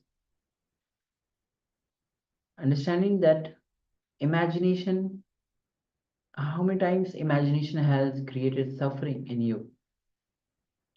And only when you remember consciously imagination brings suffering, only then you'll be able to go beyond that. All right. So with this, we'll be moving on to the next, which is going to be meditation on the Vishuddhi Chakra. So Vishuddhi Chakra, as you know, this is the place where Vishuddhi Chakra is located, which is blocked because of jealousy and comparison. Every time, it's the small things or big things when we do the comparison, when we have the jealousy among the people, among things, this chakra gets blocked.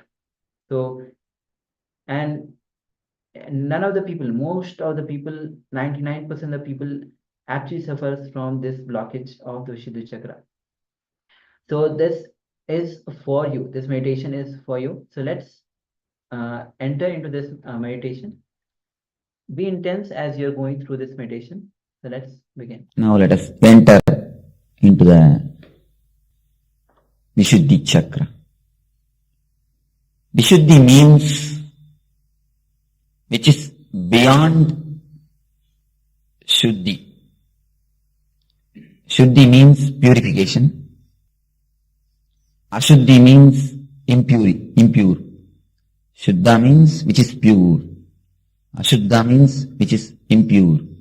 Vishuddha means which is beyond pure and impurity, which cannot be contaminated at all.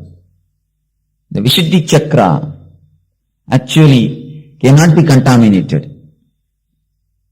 It is always full of energy and life. Only we cover it with some ideas. We try to disturb it. How? How we try to disturb it? How to clear it? We'll see in this session. Jealousy and comparison that locks, disturbs the Vishuddhi Chakra. When you are accepting and understanding your own uniqueness, when you are not comparing yourself with others, when you are not jealous about others, this chakra opens. Let us enter into the idea, comparison. What is comparison? Comparing with others. Comparing with the neighbors, comparing with the nearby person, comparing with colleague, comparing with brothers, comparing between family people. Let us enter what are all the major aspects which creates or destroys our life. The major things in our life. Money, one thing. Let us go for some more ideas. What are the major things which affects our life? Money. One by one. Money. That is what luxury comes under money. Okay. Health. Okay. Ambition also comes under money. If money is there. Position. Personality. Under the word personality, all the relationship can be brought. Beauty. See, something tangible which directly affects your lifestyle, your life method. That's what I wanted. Personality, right. Money, right. Education, right. Intellect, attitude, education, all these things come under one category. Intellect. People used to tell that I have no ego at all. The I itself is ego. I have no ego. The first word I is ego. It's a vague word. Directly you can't do anything about ego. I'll explain what is ego. Because this chakra is something to do with ego only.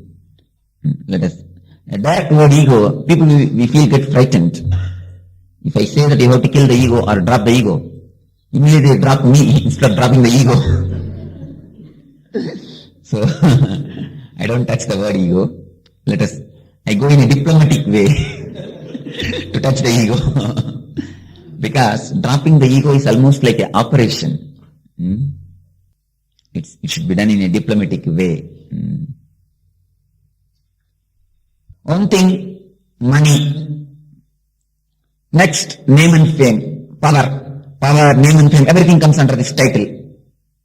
Name and fame. Beauty. Intellect. In this 4 major classification, everything else can be put. Money, name and fame, power, intellect, beauty. This 4 classification. This 4 will do. In this 4, all the other things, whatever you say, the education, everything can be classified under this 4 category. These 4 things are the things which affects a man's life very seriously. Let us enter. What is our status in this 4 category? Are you a rich man? Are you a poor man? Are you a man of name and fame? You can't say yes or you can't say no. Are you beautiful? Difficult question. Honestly, you have to tell the truth, no other way. Neither you can say yes, nor you can say no. Same way, if you ask somebody, are you an intelligent man? I can't. So you will be in trouble. Let us not go for that question. Are you an intellect? If I ask somebody, he can neither say yes nor say no. All these 4 things which continuously haunts our life, you are almost tortured, killed by these 4 major subjects, issues. You are continuously mentally tortured. Your whole day is haunted by this 4 subject. Is it not? Am I right? You are continuously haunted, harassed, disturbed, accused by this 4 subject. But you don't know your status in these 4 subjects. Just open your eyes and see. You are creating your own suffering without having any clear data. If you have a clear data that you have such and such a problem, and if you suffer, okay, we can leave it. All right, you suffer. But you have no clear data, you have no clear concept, you don't have any clarity, but you continuously suffer. Why?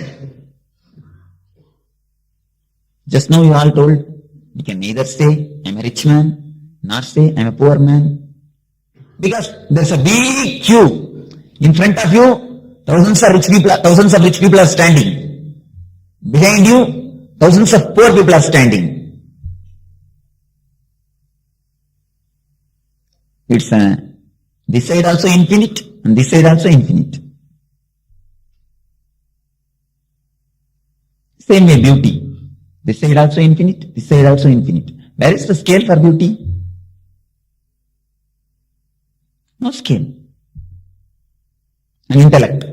This side also infinite, this side also infinite. Name and fame. Same thing. You are suffering. If your suffering is dependent on reality, if you are suffering because of this mic, if you are suffering because of one sword, then your suffering is worth suffering. Nothing can be done. We have to remove this or we have to do something. If you are suffering due to some tangible reason, due to some tangible thing, due to reality, then we can do something about your suffering. We can eradicate, or if we can't eradicate, at least we can leave it. No, it can't, nothing can be done. We have a clear picture whether we can help you or we have to leave you. But here, the reason itself is not clear. You are not suffering because of reality. You are suffering because of comparative reality. This is the key. Be very clear. You are not suffering because of reality. You are suffering because of comparative reality. There are two types of existence.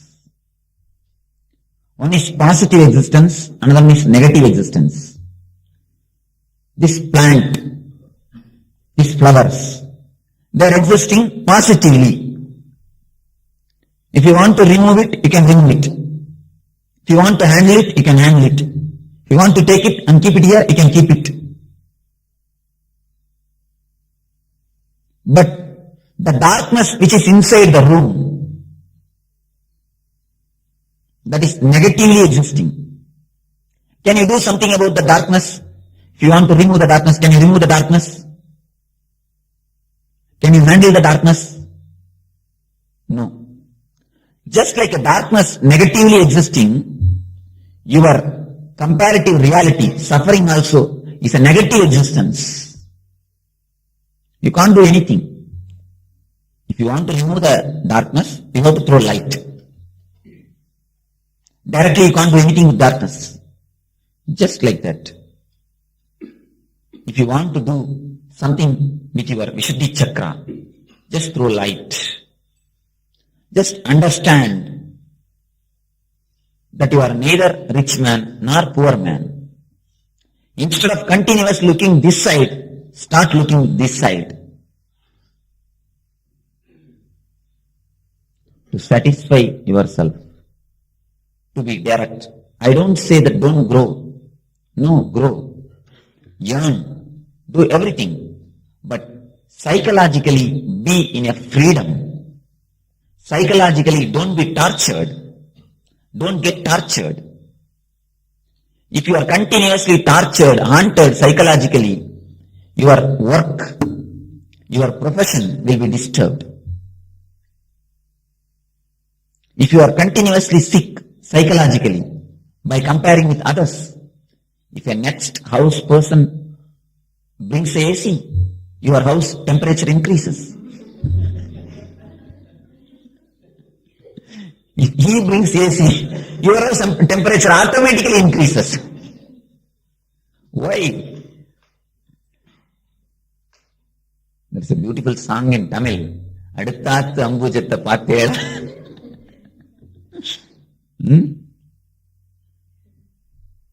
Continuous comparison. Continuous jealousy. Continuously we are trying to live others' desire. Mahavir says beautifully in Jain Sutras, when a man comes down to the earth, whatever quantity of food he eats, he is supposed to eat in his life will be sent to the earth. Same way, the Vedanta says, when a man comes to the earth, whatever he has to achieve in this life, the enough energy is sent along with him. If he has to become a collector, enough energy. If he has to become a crorepati, enough energy. Everything is clearly sent along with him. You are given 10,000 rupees and sent to Bangalore to bring 10,000 rupees worthy things. But as soon as you go there, after crossing Dodaballapur, you forget about why you started, with how much money you started, everything. With how much of energy you brought, everything is forgotten. And you make some friends in Bangalore, and you see what they are purchasing. Instead of you purchasing only for 10,000, you start purchasing for 20,000 or 25,000, 15,000. Who will pay the 15,000? And start suffering for it. That is what happens when you come down to this earth. You bring enough energy to live your life. What Mahavir says is not a lie or a theory. What he says is an experience. But after coming here, you start comparing with others. Became more greedy. Not only greedy, you change your route. You may have taken birth to become a doctor, but seeing your neighbor is engineer, you tend to that side. You may have taken birth to become a dancer. Seeing your sister is a painter, you try to jump into the painting. So instead of living our own life, we simply shift the center to different life, somebody else's life. Then you don't live your life, you start living somebody else's life. If you live somebody else's life, how do you think that you will have a satisfaction that you have lived? A small story from Albert Einstein. Albert Einstein, the greatest scientist of last century, the greatest truth which is discovered in the last century is done by him, discovered by him, the theory of relativity. This man was about to die. About to die is in a deathbed. Doctors are told only few days more he will be alive. All his disciples are sitting around him, his scientist disciples. The disciples were asking, Einstein, if God gives you one more birth, how would you like to take birth? What is the birth you wanted? What way you would like to take birth? What you would have told? He told, I should take birth as a plumber, the woodworking plumber. Then scientists, the people have become simply wonderstruck, surprised. They asked, why? What happened? Why are you telling in that way? Einstein says, when I was a small boy, I wanted to become a plumber, a woodworker. In foreign, plumbers do the woodworking. In abroad, they are called wood plumbers. Here only, the name is different. People who work with wood and plumbing, wood plumbing. Anyhow, then these people asked, why? What is the reason? Then Einstein replies, when I was small, I want to become a plumber. But when I went to learn the work, when I started learning, some of my master has beaten me. Afraid to get beatings, I ran away from there and went and fell in the hands of scientists. And somehow I became an intellectual and I did all these things. Even though I have everything outside, I have money, name and fame, whatever you call it, all the four things. Even then I have everything. I don't have the satisfaction that I have lived my life. I have found the greatest truth of this century, but my life has become lie. My life is not truth. We should learn something, great lesson from his teaching. What he said, only a real mystic can say. A satisfaction of living, the satisfaction that you have lived is the essential thing. That's the only gift you can get from life. Whatever else you get from life can be taken away from you. Death will simply take away everything from you. You know, even your body is taken away. Your life is taken away. Only one thing can be left with you. The satisfaction that you have lived your life. If you achieve that from the life, you have achieved whatever can be achieved from the life. If you have not achieved that one thing from life, you have not achieved anything from the life.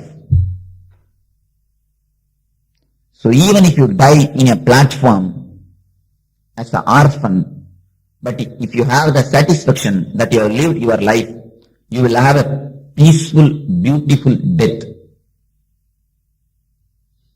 Otherwise, even if you die in an AC room, in the hospital ICU, top hospitals ICU, no, you will not have the satisfaction that you have lived, your life. A continuous comparison and continuous jealousy changes the root of your life.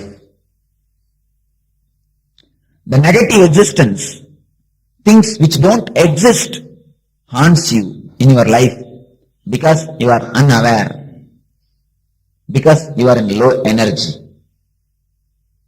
That is what Upanishads say, Maya. Yama iti Maya. Which is not there is Maya. But Maya is the cause for all our problems. Sorrows. Vedanta is saying Maya is the root cause for everything, for all our problems. What is the meaning of the Maya? Yama iti Maya. Which is not there is Maya. How can you be hunted by which is not there? You can be hunted, you can be harassed, you can be nagged. Somebody who is existing, which is already happening, that is different. Somebody who is existing, if they nag you, it's okay. But you are nagged by somebody who is not existing, who is not living, who is Yama, who is not there. How can it happen? This is the way it happens. Which is not there, but which you create. The comparative reality. A continuous comparison with others. Actually it is not there, which you create, a purely your own creation, your own production. Actually you produce, but the title you don't want to put your name, you put somebody else's name. You are the producer of your life cinema, but out of politeness, you put somebody else's name, sometimes God's name. Somebody came and asked me, Swamiji, I am full of poverty, what to do? I asked, how many children do you have? 14. Why did you give birth to 14? No, Swamiji, God gave. God gave or you gave? What is happening? He gives, He produces and put God's name. I don't think God comes down to earth to produce children. And 14. After 14, he says God gave. What is happening? That is the same thing which we do continuously.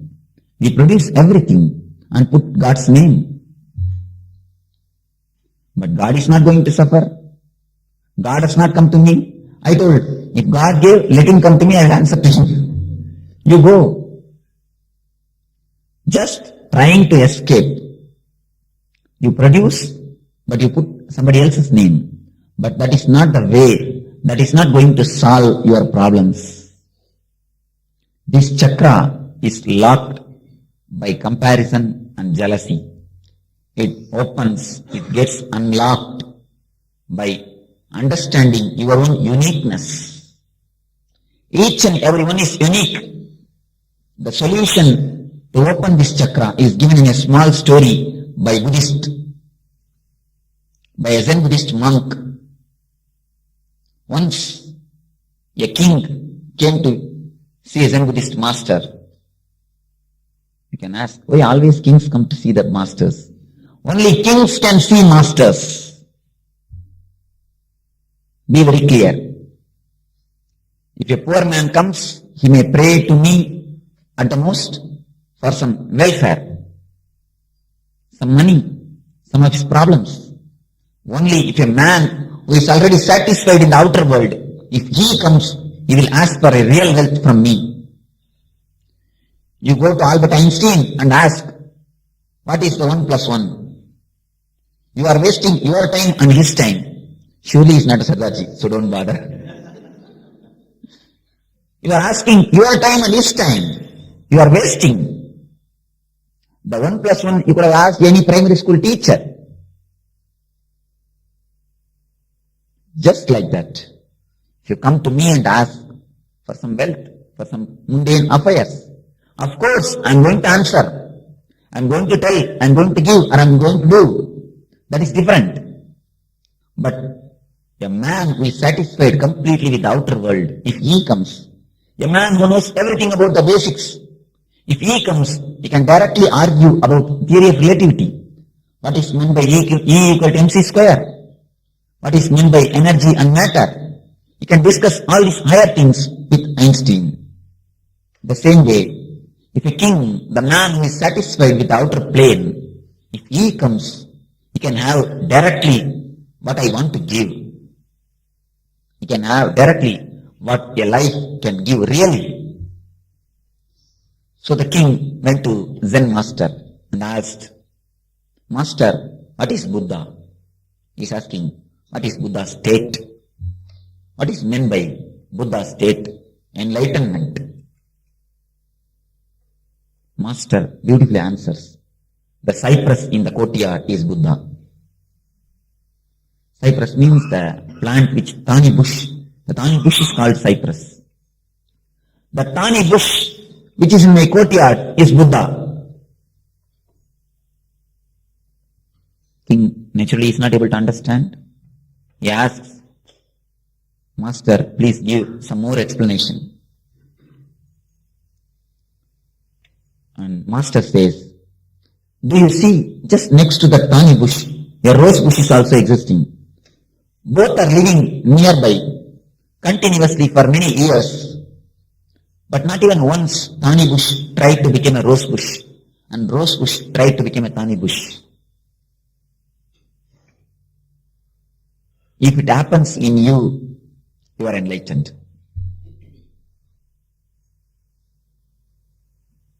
Nothing else is needed. Just accepting yourself and taking the responsibility of your being is enough. If we are thani bush, oh, so many people are coming near the rose bush and enjoying it, plucking it. The rose bush is so beautiful. I could have become rose bush. If you are a rose bush, oh, so many people are continuously coming and plucking me, torturing me. I could have been thani bush. Nobody will come and touch me. I will be in a safe position. Both the way, the other bank looks greener. A continuous outer vision. This. Never that. Never even. That is the way this chakra is disturbed. This one story, if you remember, that's enough. The cypress in the courtyard is Buddha, because it does not compare itself with others' life. But all our life is haunted, tortured continuously by comparing with others, comparing with sisters, comparing with brothers. So now, how to come out of the comparison? How to come out of the jealousy? Let us explore how to come out of the jealousy. How to come out of the jealousy? Stop comparing. Beautiful solution. If you all can practice, that's enough. Yes, these are all the things to be achieved. How to? Why jealousy comes? What you say is okay. Can you do it immediately as soon as you go out of the room? No, I wanted something direct, practical solution. Drop it. Can you? Beautiful. Then okay, I have no problem. You see, the reason for jealousy, root cause for jealousy is low energy. The low energy. Low energy is the root for jealousy. Because you are not able to achieve, you feel jealous. You tend to compare. You tend to disturb the others. If you can create enough energy in yourself, in your own being, to achieve what you want to achieve, naturally you will not have any disturbance or any problems by comparing or by jealousy. Now we will enter into a great Zen Buddhist meditation technique to create more energy in our being, to throw light on Vishuddhi Chakra. The meditation technique which will activate, which will energize the Vishuddhi Chakra. All these sessions, we are dealing with two things. One is maturity, another one is meditation. Maturity means the jnana, the knowledge how to handle the chakra. Meditation means the energy to handle the chakra.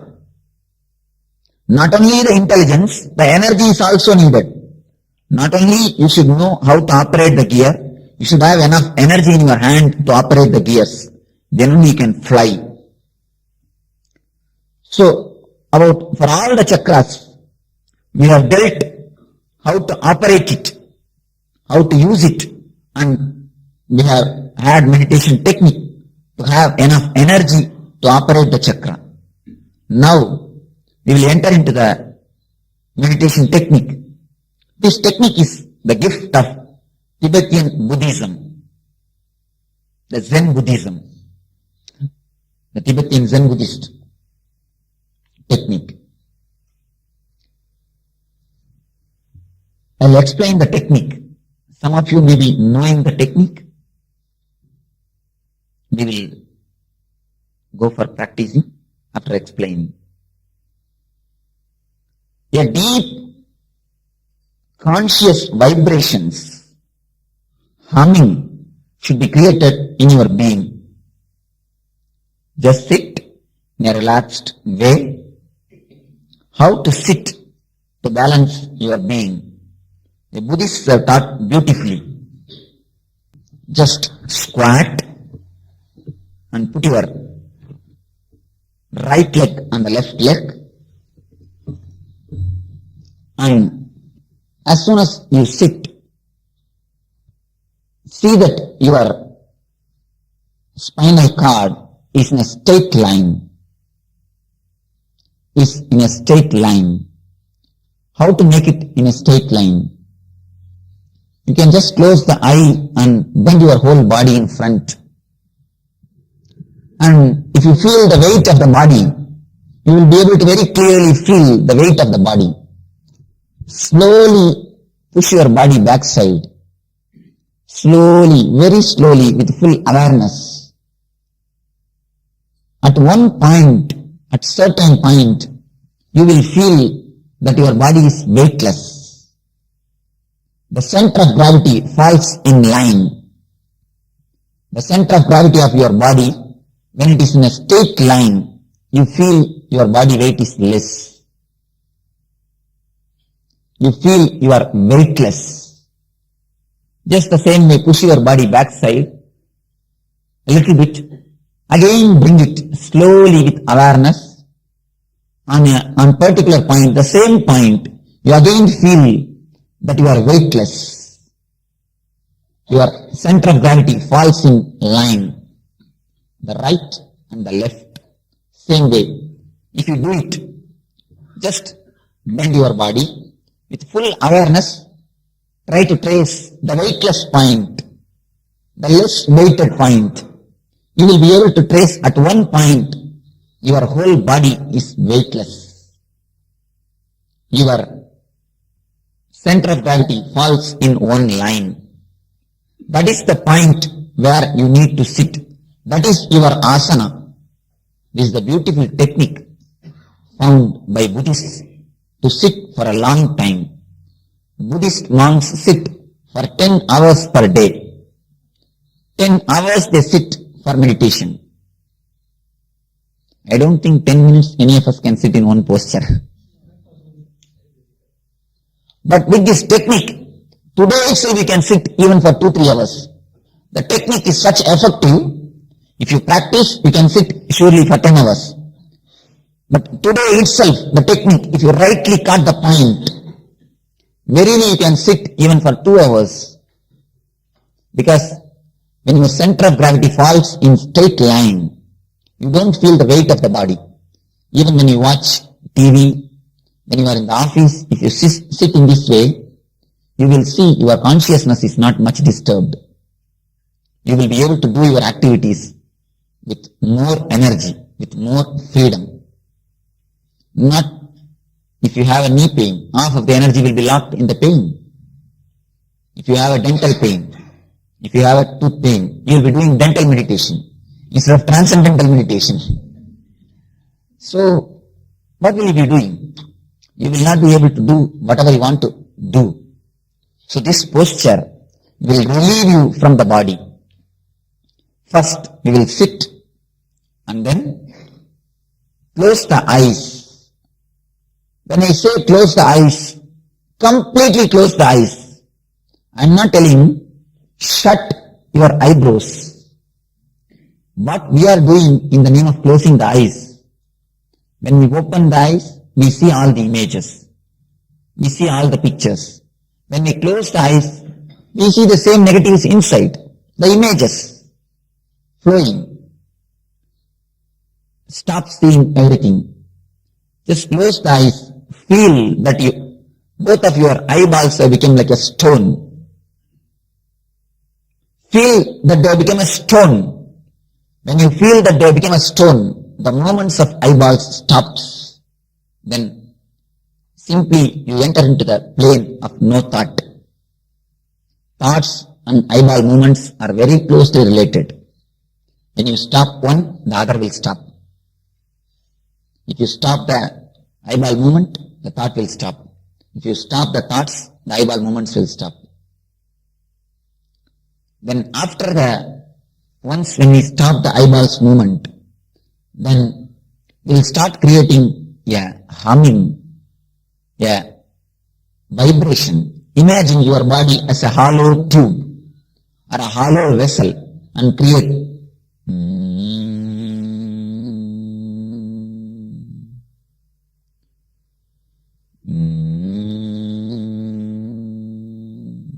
no shouting. So don't worry, no shouting. No need for shouting. Just create a long vibration, as long as possible, as deep as possible, as louder as possible. That's all. No opening the mouth or shouting. Just create deep vibrations. This is enough. Relax your hand and just create the vibrations. That will give you a tremendous energy upsurge. After the 20 minutes of vibration, 20 minutes you will be doing the vibration. After the 20 minutes, 10 minutes, all of us will put our awareness on Vishuddhi. You will see a new energy entering into your Vishuddhi. This technique, when it is regularly practiced, no concentrating on Vishuddhi. But today I am giving this technique especially to energize the Vishuddhi chakra. So, just concentrate on Vishuddhi, on throat chakra, throat center. So now we will go for technique. See, if your body is completely under your control, you must be able to make Padmasana without touching the leg. You should be able to put Padmasana without touching the leg. You can sit in a relaxed way, no problem. If possible, otherwise don't disturb yourself too much. If you disturb yourself too much, you will be continuously thinking about your body. Anyway, you can keep in a relaxed way or in a Buddha posture. You can lock or you can keep in a relaxed way. Only one thing, the key points you understand, balancing the body, closing the eyes completely, creating conscious vibrations. When you create a conscious humming, mind will stop. Okay, shall we start balancing the body? Close the eyes and start balancing your body. Bend towards the front. Close the eyes. It will be very little difficult. Try your best. And feel the weight of your body. And slowly, very slowly, and try to push your body backside.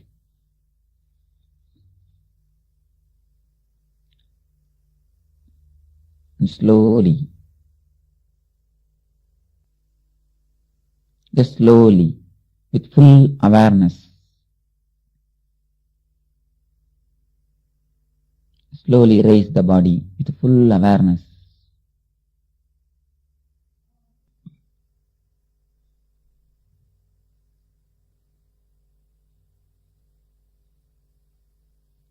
We will just bend towards right. Nicely, as much as possible, just bend. Then only you will be able to find the point. And feel how your body is pulled towards the ground.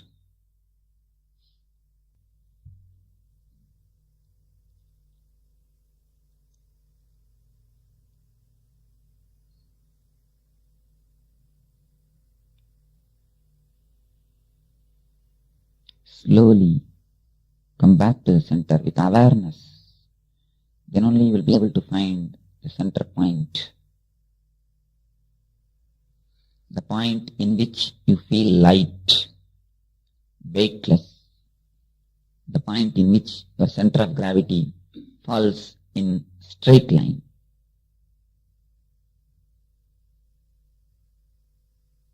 Now we shall bend towards left.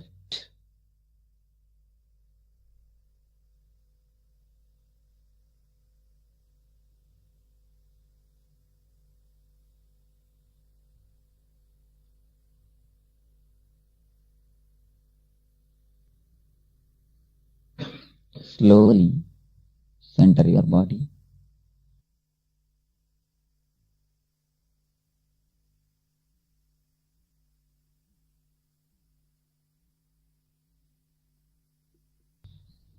Feel your eyeballs have become stone. Stop the movements of the eyeballs. Feel that your whole eyes and eyeballs became like a stone.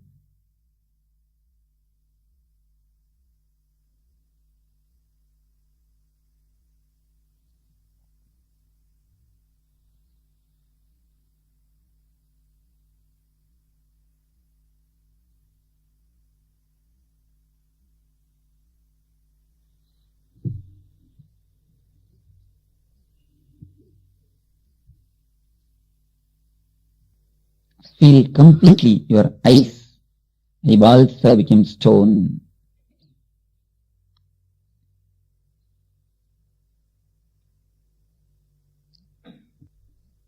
Now start humming from your deep stomach.